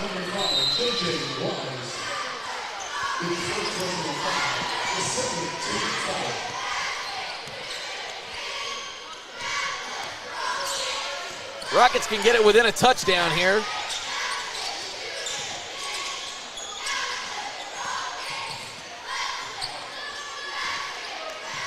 And they'll pull it back, reset. Bears switch. Oh, good hands from Ethan Jones. 11 left on the shot clock.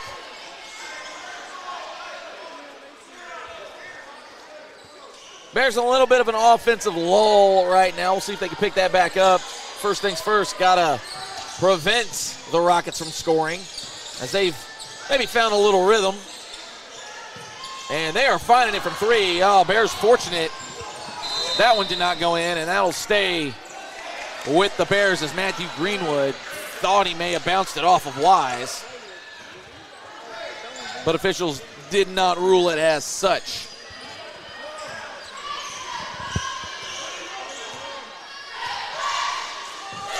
Two-three zone for the Rockets.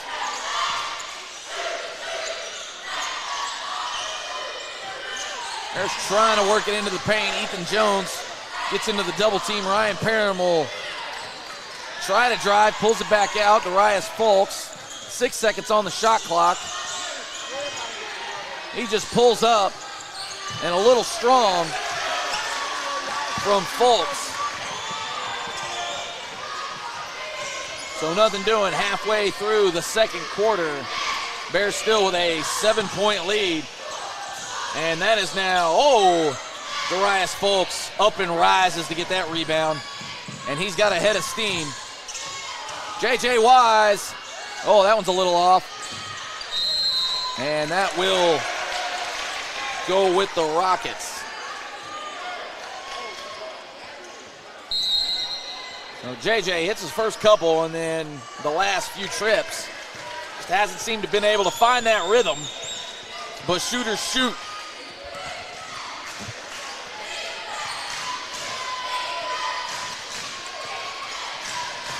Rockets activate now. Oh, what a pass. What a block from Keenan Morris, the defensive specialist. Bears bringing it to the upcourt. They've got numbers. Wise had the shot. Bounce pass to Jones. And Jones amongst the trees goes up. Can't get it to fall. And we're going to have a foul. I believe that's going to be on Morris. And we'll have a personnel swap here as Briscoe and Peters are going to check in.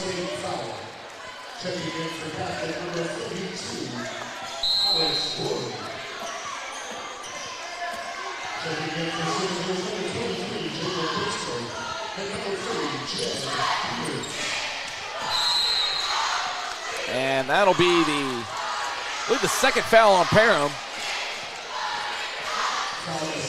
So Rockets are now in the bonus for the last 3 minutes of the quarter. That could benefit them greatly. Not only twofold, they might be able to score when the clock ain't moving, but also, too, the Bears will have to check the aggression just a little bit as to avoid sending the Rockets to the line. Caught Parham in the air, and maybe a little too wide open on the shot. Parham comes down with the rebound. Peters with the defense. Peters thought about it.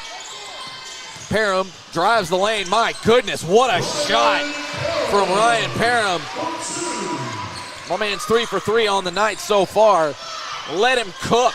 I just want to know how he got that shot off. Like, what kind of hand movement that was. I'm not sure what he's going to study in college, but he's got a job at contortionist. Yeah. If he wants to join the circus. Bears almost come away with it, get him scrambling, and the air ball off the bottom part of the backboard. Wise with the rebound. Whips it over to Parham in the corner.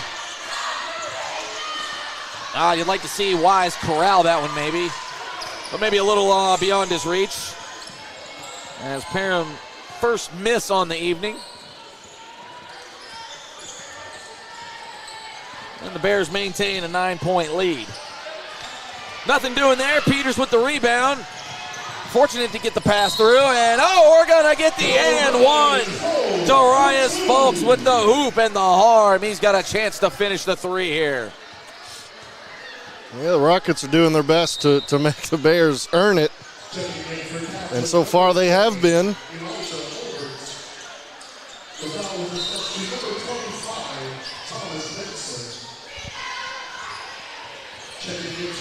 Shifting around for the Rockets. And it looks like we'll have DJ Pickens come in for the Bears. I believe he'll check in for Folks if he hits this shot, which would just be lovely if you ask me.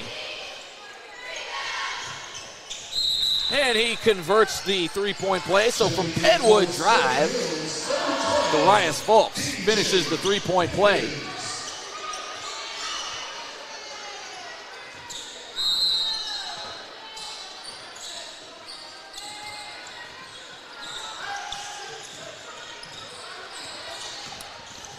Minute and a half here in the first half. Oh, I don't know, a little bit of a cheap foul given away by Briscoe. And that will send the Rockets to the line. Specifically, John Rankins, the senior, will go to the line.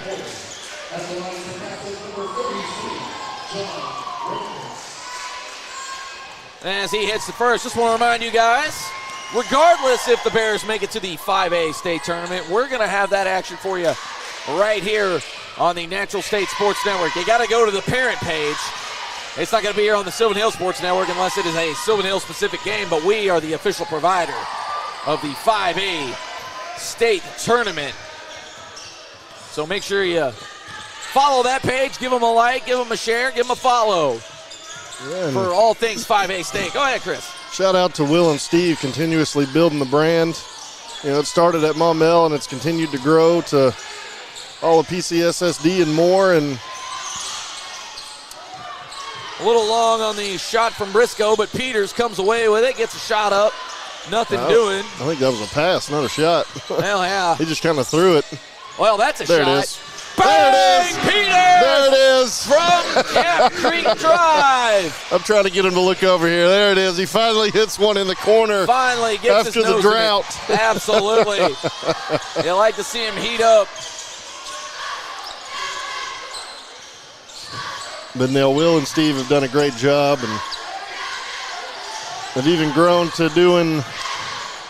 Well, they matched the three there. That from Matthew Greenwood.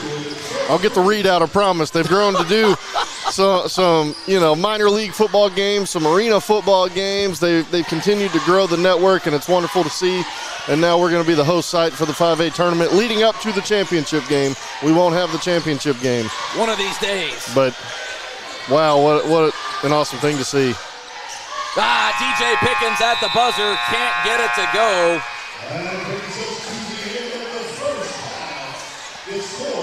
But the Bears have got themselves in good position as they have a 10-point lead heading into halftime here. We're going to keep it right here for you for just a minute as we've got some senior night recognition for you. This will be for the senior boys track team. So we'll stick around with you here just to get some of the senior night in here because we certainly love our seniors out here on the hillside. Doesn't matter what sport.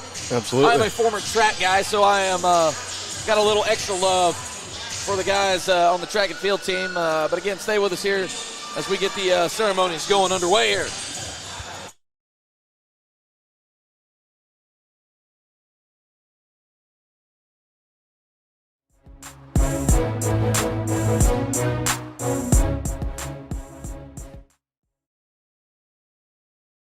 Tonight we are acknowledging the sports of swim and track.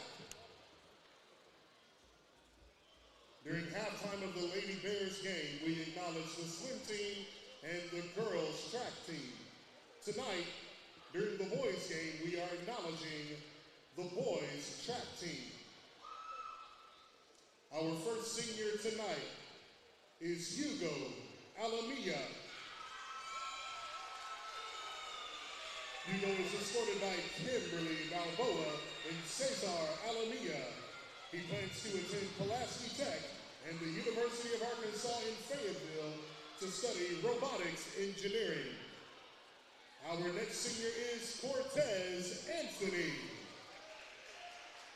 Cortez plans to attend the University of Central Arkansas to study engineering. Our next senior is Carson Bradensteiner. Carson is here with Kristen Benz and Josh Bradensteiner.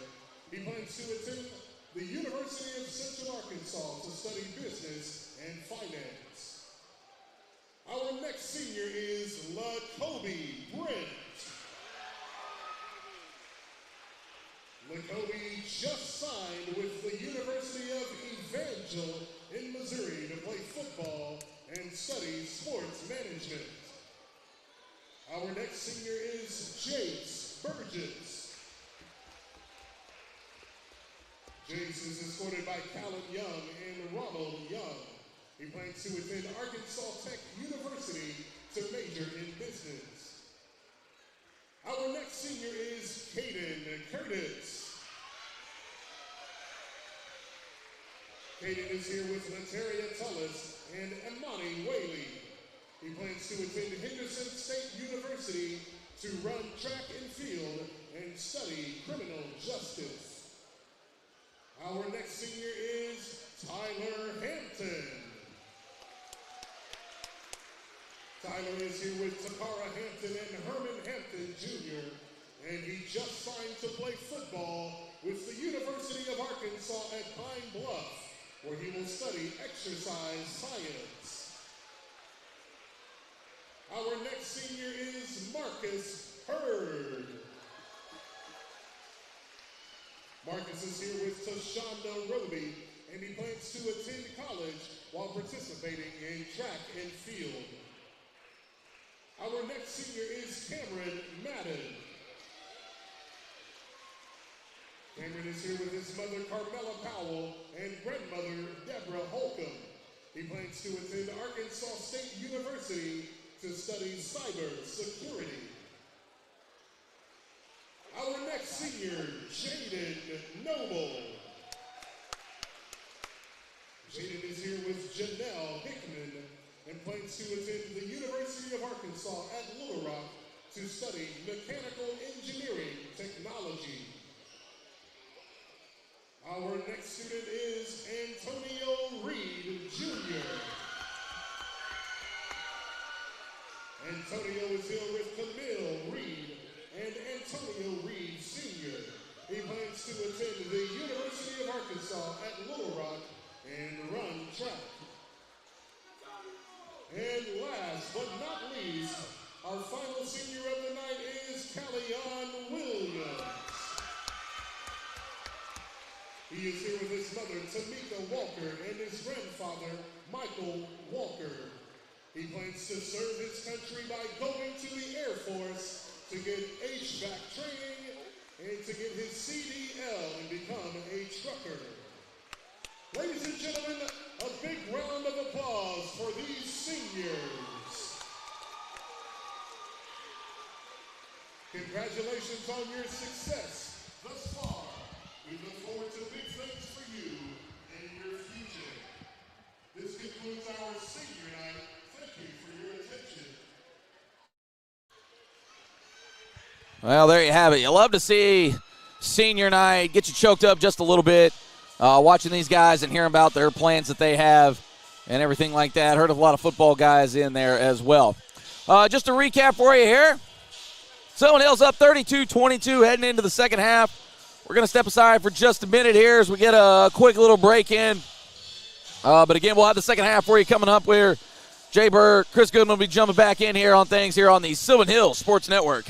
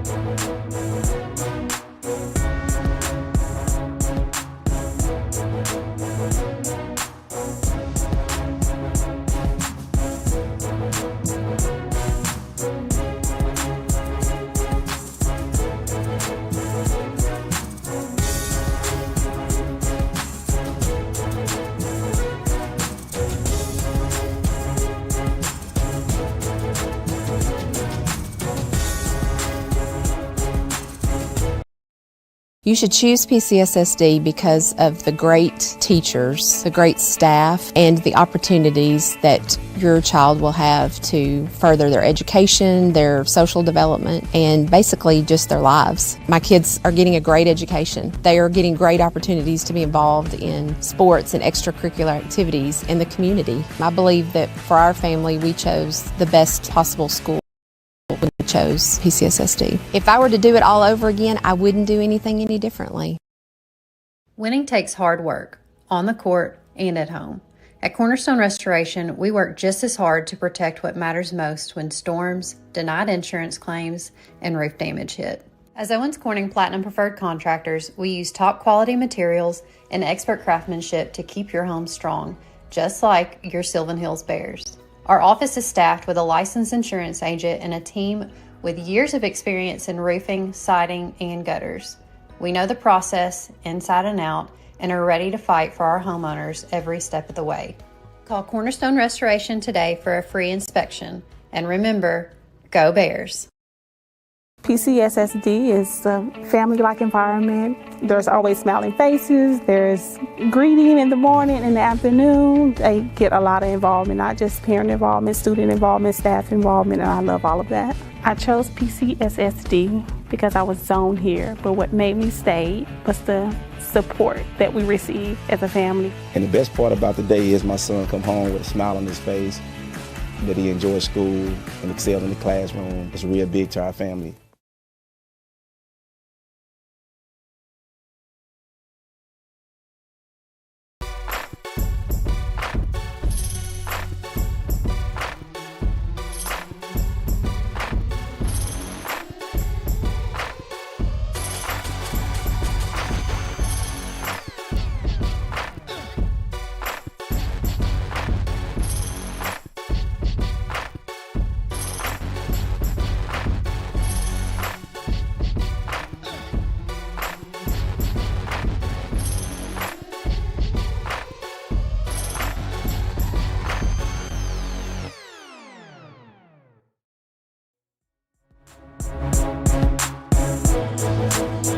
Well, you saw it there, the official 5A state tournament provider here of the Natural State Sports Network. So make sure you get in where you fit in. That'll be coming up March 3rd through the 7th. Oh, that'll be a big time.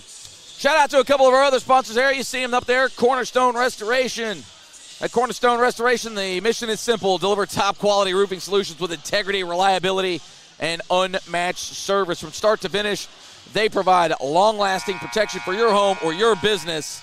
They're a team of skilled professionals committed to making an experience seamless, efficient, built on trust. Call today for your free roof inspection, 501-273-4177. And also make sure, all you Bear fans out there, make sure you visit squarespace.sylvanhillsbearswag.com. You see the QR code there. Take a picture of it. Give it a scan. Anything you want. There you go. Pins going down the way. Hey, you know what they got there? They got Sylvan Hills pins. Oh. Hey, you know what else they got? They got hoodies. It's cold outside. Well, it's kind of warm today. Yeah. But they got T-shirts for that. Yeah. They got the quarter zips. They got the new stuff. My man's just on top of things. We've got three-point shots from everywhere in Sherwood. Yeah. We're welcoming you to the show. Yeah. Make sure you get on there. If you still want to pop smoke, hey, we can still pop smoke. Yes, we can. All year's a good time to pop smoke. Absolutely. So make sure you get on there. Squarespace.sylvanhillsbearswag.com for all your Sylvan Hills Bears swag needs. Yeah, I love it. Yeah, I'm with it. All of Sherwood repping the Bears. I'm telling you, I said it during football season, Sylvan Hills and Sherwood has just been a sleeping giant out here. Absolutely. We have all this talent that comes through here, and for whatever reason in years past they've left to go to North Little Rock, Jacksonville. Why, we don't know. We can keep all this talent here and continue to because our boys team in the River City tournament has won countless times. Hey. And it's leading, slowly into basketball, getting better and better. Kids, stop playing or transfer out. Whatever happens, we don't know. Keep all these guys here and continue to grow and play and bring back, the days when Archie was here and we were just really good and on and popping in basketball, football, doing better. Got to see some of the guys like you mentioned on senior night for track here tonight. Got to see Tyler Hampton. Broke my heart. Didn't go to Army. He's going to UAPB, but He kept the black and gold, though, he for did. you. He did. But like I told him, I was like, when you go to Army, it's more than football. And sometimes, I don't. Just because I was in the Army and I understand that, sometimes you don't want to make that commitment, and I don't blame you. So Yeah, it's just a different beast right there, for sure. 1, 2. There's a lot more for playing for Army than what most people understand. And plus, what he told us there about next season. Hey. Go Golden Lions. Absolutely. Might see Tyler Hampton on the field as a freshman. So we'll definitely keep our eyes peeled for that. We'll see if the boys at the Natural State Sports Network can maybe pull a contract with UAPB. I'll go down there. Absolutely. Clay Counts pulling a bucket for the Rockets early on here as we get you set here in the second half. 32-24, Bears with the lead. Bears shooting not too shabby inside the arc. They were 8 of 12. Outside the arc, 4 of 11. So, I will say struggled. I mean, that's not a terrible percentage from 3. They just need more of it. That's kind of what we're getting at here. Not that we're necessarily a volume scorer or a volume shooting type of team, but you like the efficiency. Bears, no time left on the clock. That's from way out there. And unfortunately for Darius Folks, that one could not fall, but they were at the end of the shot clock. So a solid defense. Oh, Keenan Morris.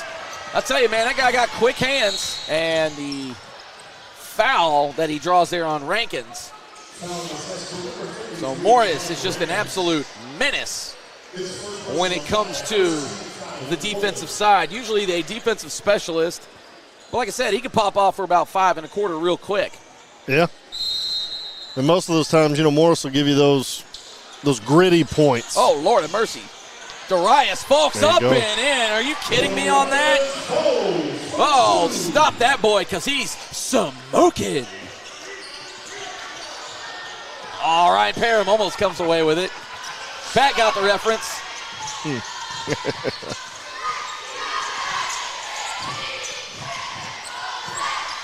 Ethan Jones thought about going for the steal, pulled it back though. Darius Folks with the hands in there. Trap is on. Uh-oh. Oh, there it is. Here we go. Yeah. Oh, man. Everybody clown. You got to jam that one. It all counts the same regardless of how fancy it looks. I personally would have liked to have seen a little bit of that. In my head, he windmilled that one off the backboard. You get the rebound and the bucket. Yep. For that, so a little stat padding. A little bit of a sensitive foul there, and Ethan Jones draws that one. First team foul for the Bears. Oh, Mr. Joel B. up there in the chat. Don't forget about the soccer teams now. Made a surprise run to the postseason last year.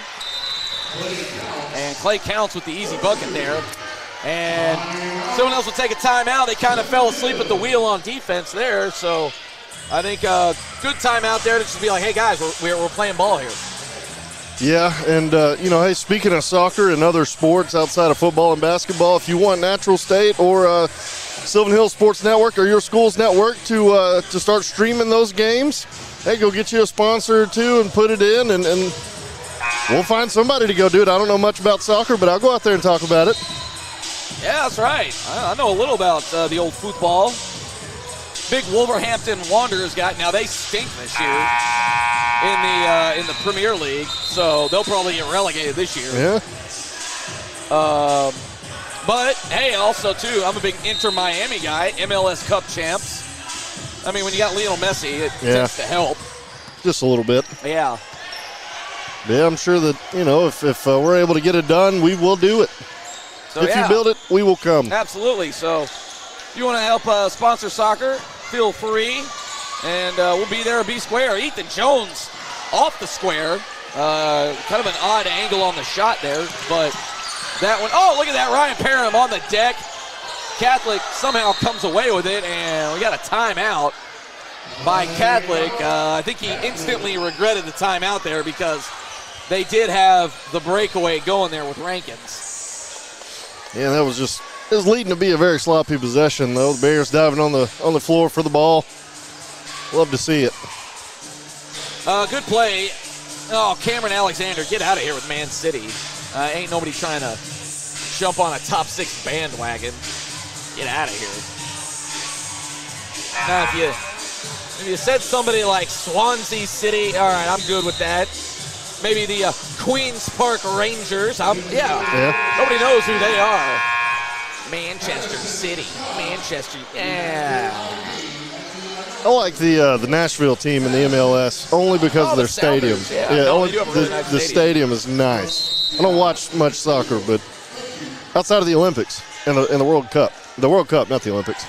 Well, they do have Olympic soccer, too. I watch both. Man, what are you really into right now are the winter games? I was actually watching the U.S.-Canada game earlier, and we put a beat down on them. Did we? Sure did on the women's side of things. There we go. Nice shot. Didn't go down. Oh, you got to get that rebound. That'll burn a coach up. Malachi Summon's going to check in immediately upon seeing that one. So at work, we have TVs, and usually it's on the Weather Channel because, we work in trucking and logistics, so we got to know, know. But they had Olympic curling on earlier, and let me tell you, that's riveting stuff. No, it really is. That was the gold medal game in the mixed doubles. Yeah. Couldn't quite pull it out. Sweden pulls it out in the end. Darius Folks pulling it out. All the stops here. Can't get that one to go. Oh, I don't know how there wasn't a foul called there. Just an unfortunate layup there for Folks. Couldn't get that to go down. And the Bears get the foul. That's called on them, I guess. They called it on Ethan? That man looked like so that'll be his third personal. You figure he's checking out, and right on cue. I thought his feet were set. Looked like a little statue of Ethan there in New York. Yeah, I think it was more the arms. I gotcha. Kind of got the swipe in there. I know they call it a block, but I think, one of those things. It be what it be sometimes. Yeah. Braylon Maryland asking when do we play Little Rock Christian. That'll be the Wednesday game next week. But like I said, got to get through this one first as John Rankins hits the 3. And this lead, which was 10 at the half, is now down to 5. As the Bears just haven't been able to get the offense going. Ryan Parham somehow did not travel. And J.J. Wise off the foot. So the turnover.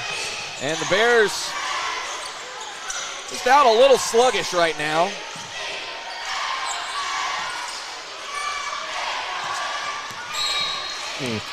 Keenan Morris just a little too aggressive, and that's 3 fouls on this Bears team already.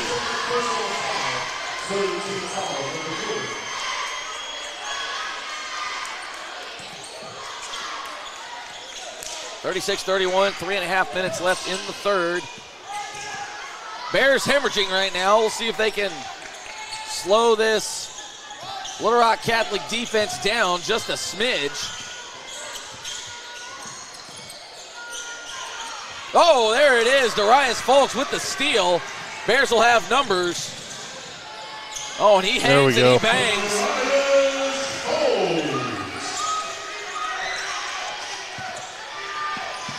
So there it is. The triple team. Ryan Parham almost comes away with it.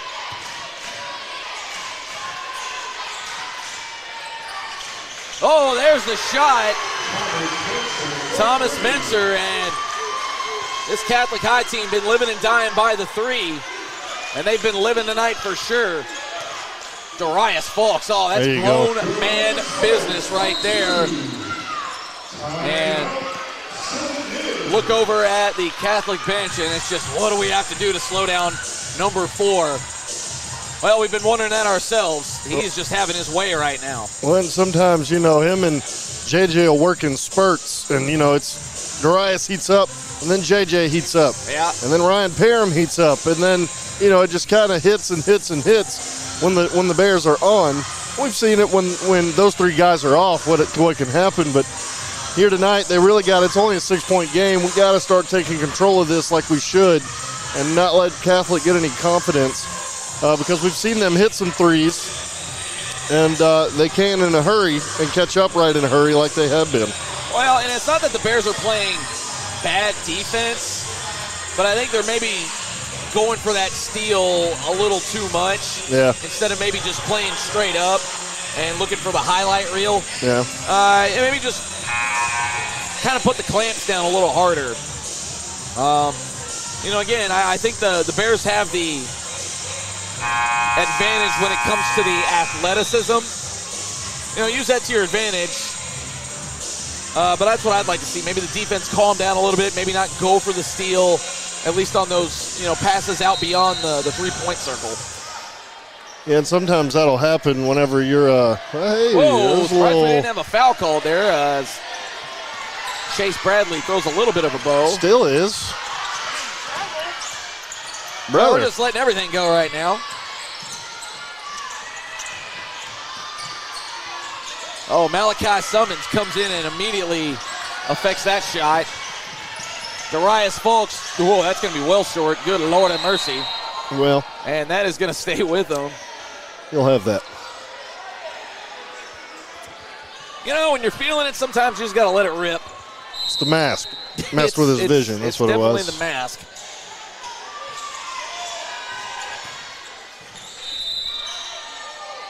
And we got a foul on the floor. I thought they were going to call a travel there for a second. I'm like, that's a gather step. But that foul is going to go against Jet Walters. Just his first, so no harm, no foul here. Oh, what a play here if they can go in. Oh, and unfortunately for JJ, can't get it to go. Great setup on the inbounds play. Uh-oh, and... Oh, I think they were a little quick on the timeout there. I don't know if they really had possession with that. But the timeout was granted. So Bradley got himself into a little trouble backpedaling. Yeah, it's... And it was one of two things. It was either just going to be a flat turnover or they're about to get a 10-second call. They kind of got bailed out, if you ask me, by the official there. Because, again, I thought at the time they were granted a timeout, nobody really had possession of the ball. Yeah, and that's one of those where, Sylvan Hills might have argued a little bit more on it, but they let it go. Well, can't really argue once you're granted the timeout. It's just a matter of, come on, man, we gotta tighten that up. Cheer teams have broken out the stunts.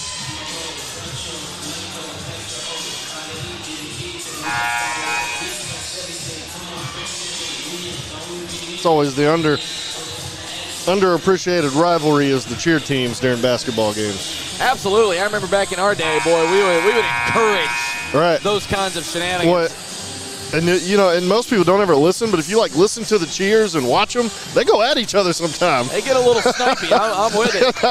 It's always just great to see.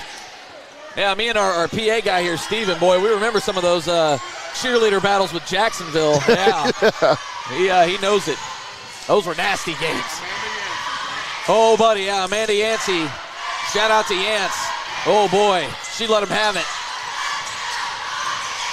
Bears trying to let the Rockets have it here tonight. They're keeping them around the outside. Oh, that is a long three right at the shot clock, and that is going to be a violation of said shot clock. I guess they realized a little too late. So a turnover forced by the Bears defense. I think Peters was calling for the alley-oop for just a second there. Not sure if that's what it was.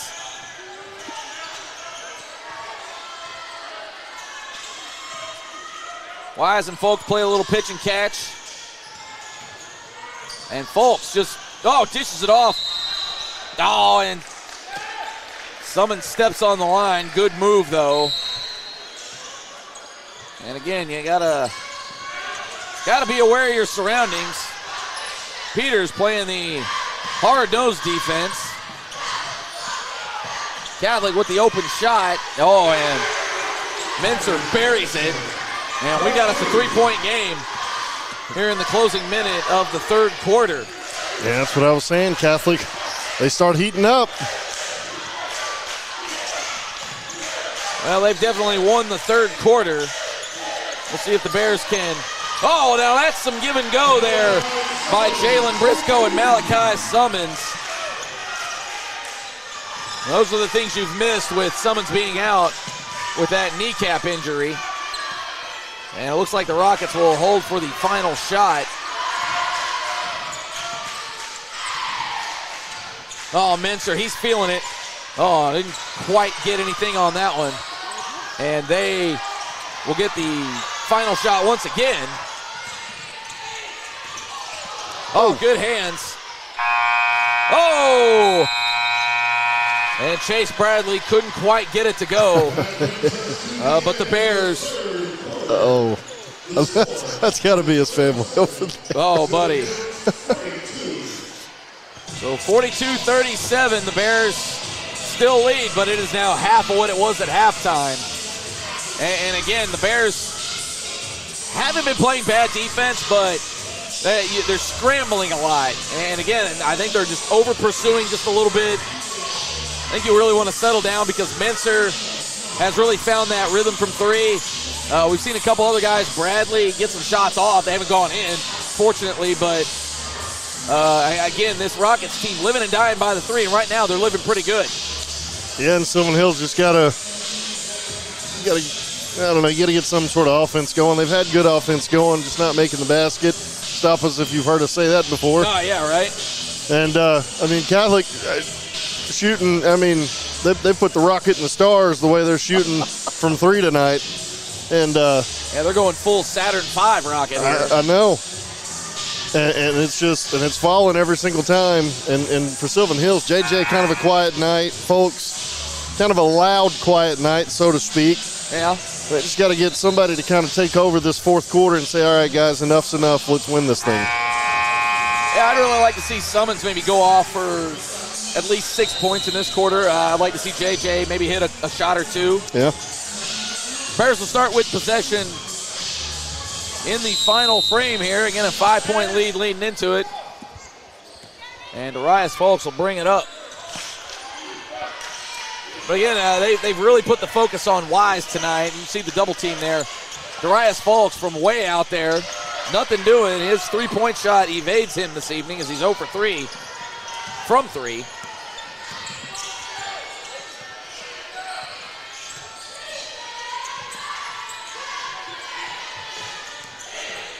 Oh, that's a good screen there. Fortunately for the Bears, the Rockets shot doesn't go down. J.J. Wise caught it in rhythm, but he'll drive the lane. Couldn't quite handle it from Malachi. And I think there, JJ, you got to pass it a little bit higher. Well, that bounce pass in, just kind of a weird angle there. Yeah, it's one. Malachi's got to be able to recover and grab it, but maybe a little bit higher of a pass. Good pass. You like the play, though. Yeah. It was there. Good defense from Summons. Oh, and there it is from Rankins. And we got a 2-point game here in the fourth quarter, so Catholic maybe learned a thing or two from the last time out. Briscoe, hello from Greenview Circle, the Cornerstone Restoration 3. And if it's got to be a little bit of Briscoe takeover in the fourth quarter, I'll take it. We're good with it. Somebody got to do it. Almost got a hand on that one. Rockets will settle things back down as they mishandle it a little bit from the top. 13 seconds on the clock. Oh, he got a few steps there. Jed Peters going up strong for the rebound. And some fisticuffs there from Stratton Robinson. Hey, Briscoe! All the way from LaGrue Drive. Another Cornerstone Restoration 3. We got us a Briscoe quarter. Uh-oh. We'll put that one in the pocket, Pat. Oh, there you go. Keep it handy. We got that one. Cross-court pass, good ball movement from the Rockets. Oh, and they answer back with a 3. Rankins putting this team on his back. So Rankins and Mincer really helping out this Rockets team. Darius Folks shot no good, and we're going to get a foul. And the Bears, I believe that was on the shot. That is on the shot. Yeah, 2 shots. For Malachi Summons. Where did he sign that in college? I believe he's one of the Evangel boys. No, he's not he going. wasn't. Oh, shucks, you would ask me that. It's not South Missouri. It's not Central Missouri. We'll have to look. Yeah, we'll find it there. Yeah, it's one of those kind of goofy name schools. Sort of like Southeast Missouri Central. One of them kind of weird directional vibes here. Chris, pull that up for us here so we can give him the shout out. Central Missouri, it was. No, Central it was Missouri. Flat out Central Missouri. There it is, the newest Central Missouri signee. Summons splits the free throws, so a 6-point lead for the Bears here with the final 5.5. Ethan Jones back in for the Bears as he was sitting out with those 3 fouls. Just couldn't get the positioning, the offensive rebound after the Rankin shot, no good.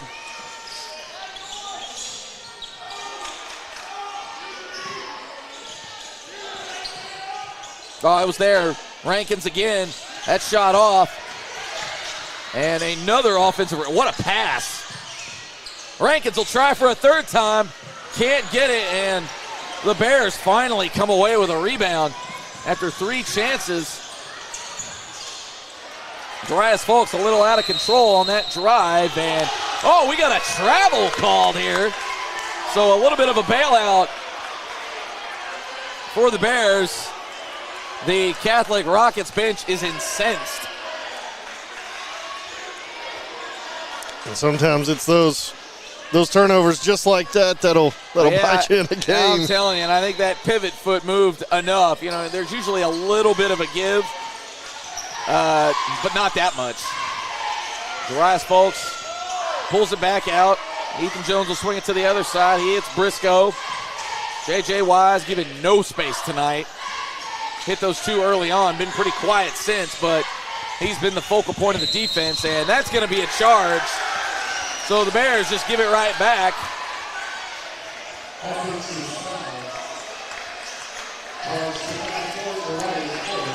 Just his first foul. So 4.5 left here. Bears clinging to a 6-point lead.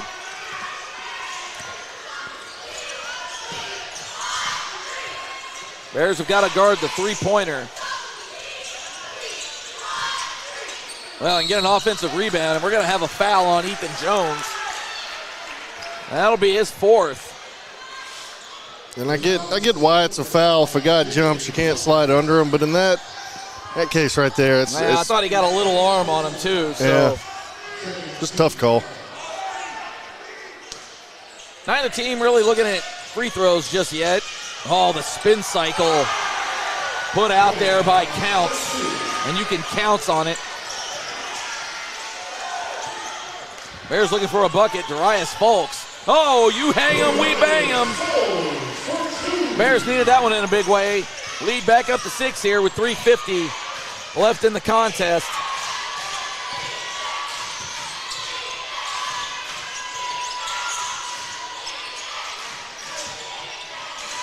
Rockets. Oh, he lets it fly. That's Alberts with the 3, and they're just steady chipping away with the 3 ball. Oh. J.J. Wise gets it over to Keenan Morris. Morris comes back out. Folks with it now.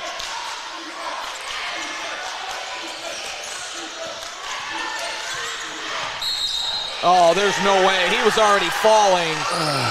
I don't know if I agree with that call. He baited that one a little bit. And the Bears will take a timeout. 3:15 left, and they got a 3-point lead.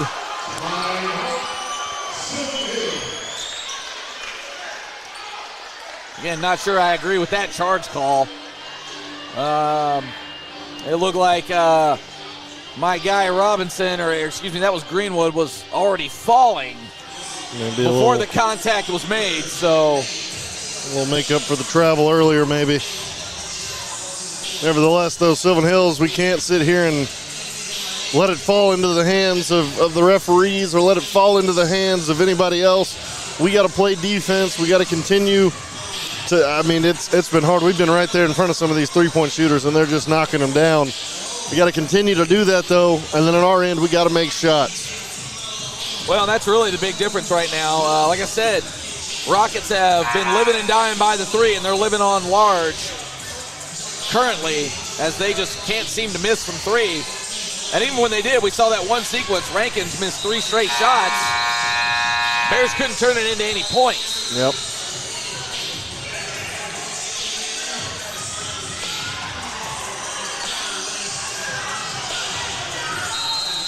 And the referee trying to hustle along the Rockets. I don't know if there'd be a tech or anything like that, but.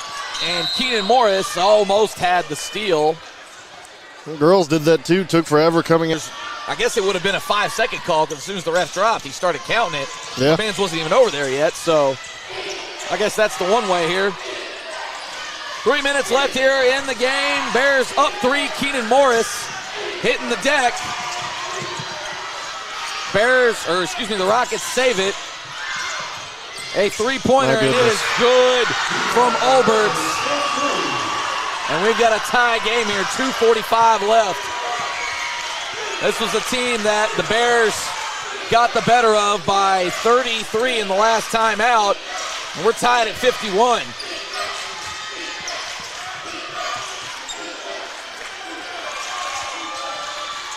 Folks looking for something or anybody to move. Oh, a little too aggressive from Counts there. Bears got 10 seconds left on the shot clock. And they'll be inbounding it from the corner. Cheerleaders are asking him if he has something against him. He kind of, I don't know. I mean, I guess he just saved the possession or something. I don't know. Just hit it out of bounds. With some authority. Wise in the corner. Bang! Big time shot all the way from Highway 107. J.J. Wise. A big time Cornerstone Restoration 3. Now find 30 and do not leave him alone. Yeah, you got to be in the hip pocket. You got to start going through the screens. Oh, the air ball. Darius Folks comes up with it. They're going to get the, well, what I call a cheap foul there, but the Bears will take it. And Folks looks like he may have tweaked something. He's limping a little bit or a little out of sorts. We'll monitor that as we go through the final here. 2 minutes left. Bears need a bucket of any kind right here to make it a 2-possession game. That could certainly go a long way. Neither team is in the bonus just yet. Briscoe gets it back to Folks. 15 seconds on the shot clock. 1:40 left. J.J. Wise under 10 now on the shot clock. Step back. Oh, he bangs it home from Holly Ridge Cove. J.J. Wise putting this team on his back. The Cornerstone Restoration 3. It's back to a 6-point game. 1:17 left. Now give it to me. Keenan Morris, give it to me. Yeah! The two-handed jam. And just like that, the Bears with an 8-0 run when they needed it most. Oh.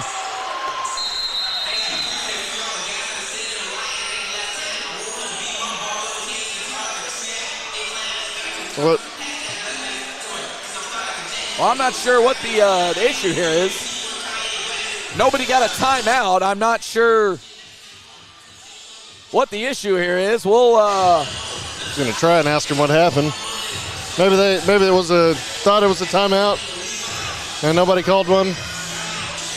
Oh, okay. I think that's what it was. I think Catholic was saying we didn't call timeout. What are you doing? So they get everybody right back on the floor. Ethan Jones with the strong defense. Again, I would just be in the hip pockets of Mincer and Rankins. Let them dribble around all they want.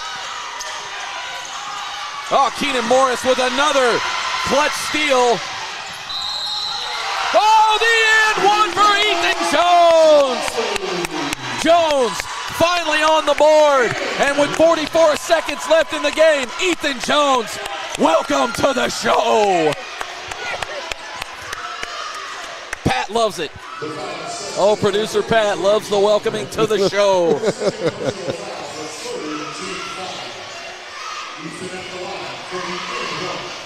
And that might be the dagger for the Bears. Hits every bit of the rim. Oh, Keenan Morris almost with another steal. And a 10-0 run here in the past 2 minutes. And the Bears now up 61-51. And it looks like they are going to survive this Rockets team. Again, we said it early on in this game. This is a pesky team. Yeah. And they are making them touch the ball early on. Oh, and they just lose the dribble. And we're going to get it here. Oh, what a move by Keenan Morris. And we've got a Keenan Morris, Ethan Jones quarter here.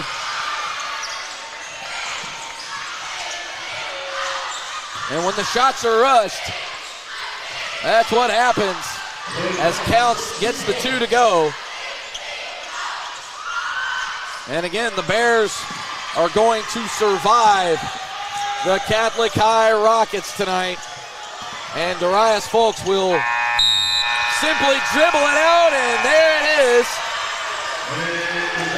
Woo! A 63-53 final. The Bears pull it off in the end as they have a 12-2 run there with about 2.5 minutes left. Yeah. Oh, Lord. Yeah, Wow, I mean, you like the resiliency. Yeah, resiliency, that's a great word. The game kind of didn't go how you wanted it to. And there in the end, the guys kind of woke up and your leaders kind of took over. Keenan Morris things. He's going to get him a dunk in a game when he can. And the Bears are able to pull it out. But this Catholic team, you got nothing to hang your head on this season. You fought in a lot of games. Just hadn't happened for you, but they did good here tonight to give Bears every bit of what they wanted on Taco Tuesday. Well, absolutely. And really, you look at this roster loaded with juniors. And you got to think a lot of those guys are probably getting their first legitimate run in their high school careers. So a lot of really valuable experience. You've seen Greenwood be a pest out there, yeah. 11th grader. Stratton Robinson hit a few shots early on. Going to be a menace. Menser had a heck of a night, junior. He'll be back again next year. I'm not sure about Clay Counts, but Bradley Chase, number 5, you saw him out there making plays, junior. So, gee whiz, what do you do with these guys? Like I said, you'll see them again next year. And they're going to be a lot more of a menace when it comes to those things here. But, again, shout out to the sponsors there. You see it there, Cornerstone Restoration and squarespace.sylvanhillsbearswag.com. Make sure you check out both of those guys here. But, again, Chris, final thoughts here as you kind of get to let out a collective sigh of relief. Yeah, it got pretty scary there for a little bit, but the Bears did good, resilient, played hard till the end. Finally, JJ, came through, made some big shots when you needed them to. Keenan Morris, pesky on defense, gets the steals and the baskets. Ethan Jones with a huge basket there at the end and one. Bears did good. Now you look ahead. Now you can look ahead to the end of the week when you play another rival in Maumelle. And it's going to be over there in Maumelle for those wanting to know the logistical side of things. We will have it for you right here on the network, but we got to make the trip over there. Let's go invade Maumelle. Absolutely. Let's make it a Bear takeover in Maumelle. But if you can't make it out there to Maumelle, coverage will start at 5:45 over in Hornets territory. So make sure you tune in for that. Tip-off for the girls set for 6 o'clock. Again, a big-time game there. If the Bears have any hopes of making the postseason for either the guys or the girls, they have really got to come away with wins from both the boys and the girls teams out there on the road. Again, it's always fun to beat Maumelle. Hopefully they can come away 2-0 come Friday night. But again, coverage starts 5:45. We'll have it here for you here on the Sylvan Hills Sports Network. So for the entire cast and crew, we're glad you joined us tonight. It was a tough one, but it was well worth it. A 63-53 victory for the boys tonight here as they cling to hope of making that 5A state tournament, which, once again, you can see right here on the Natural State Sports Network. For the entire cast and crew here, for Chris Goodman, I'm Jay Burr. We bid you good night, and we will see you Friday night in the Hornets' Nest.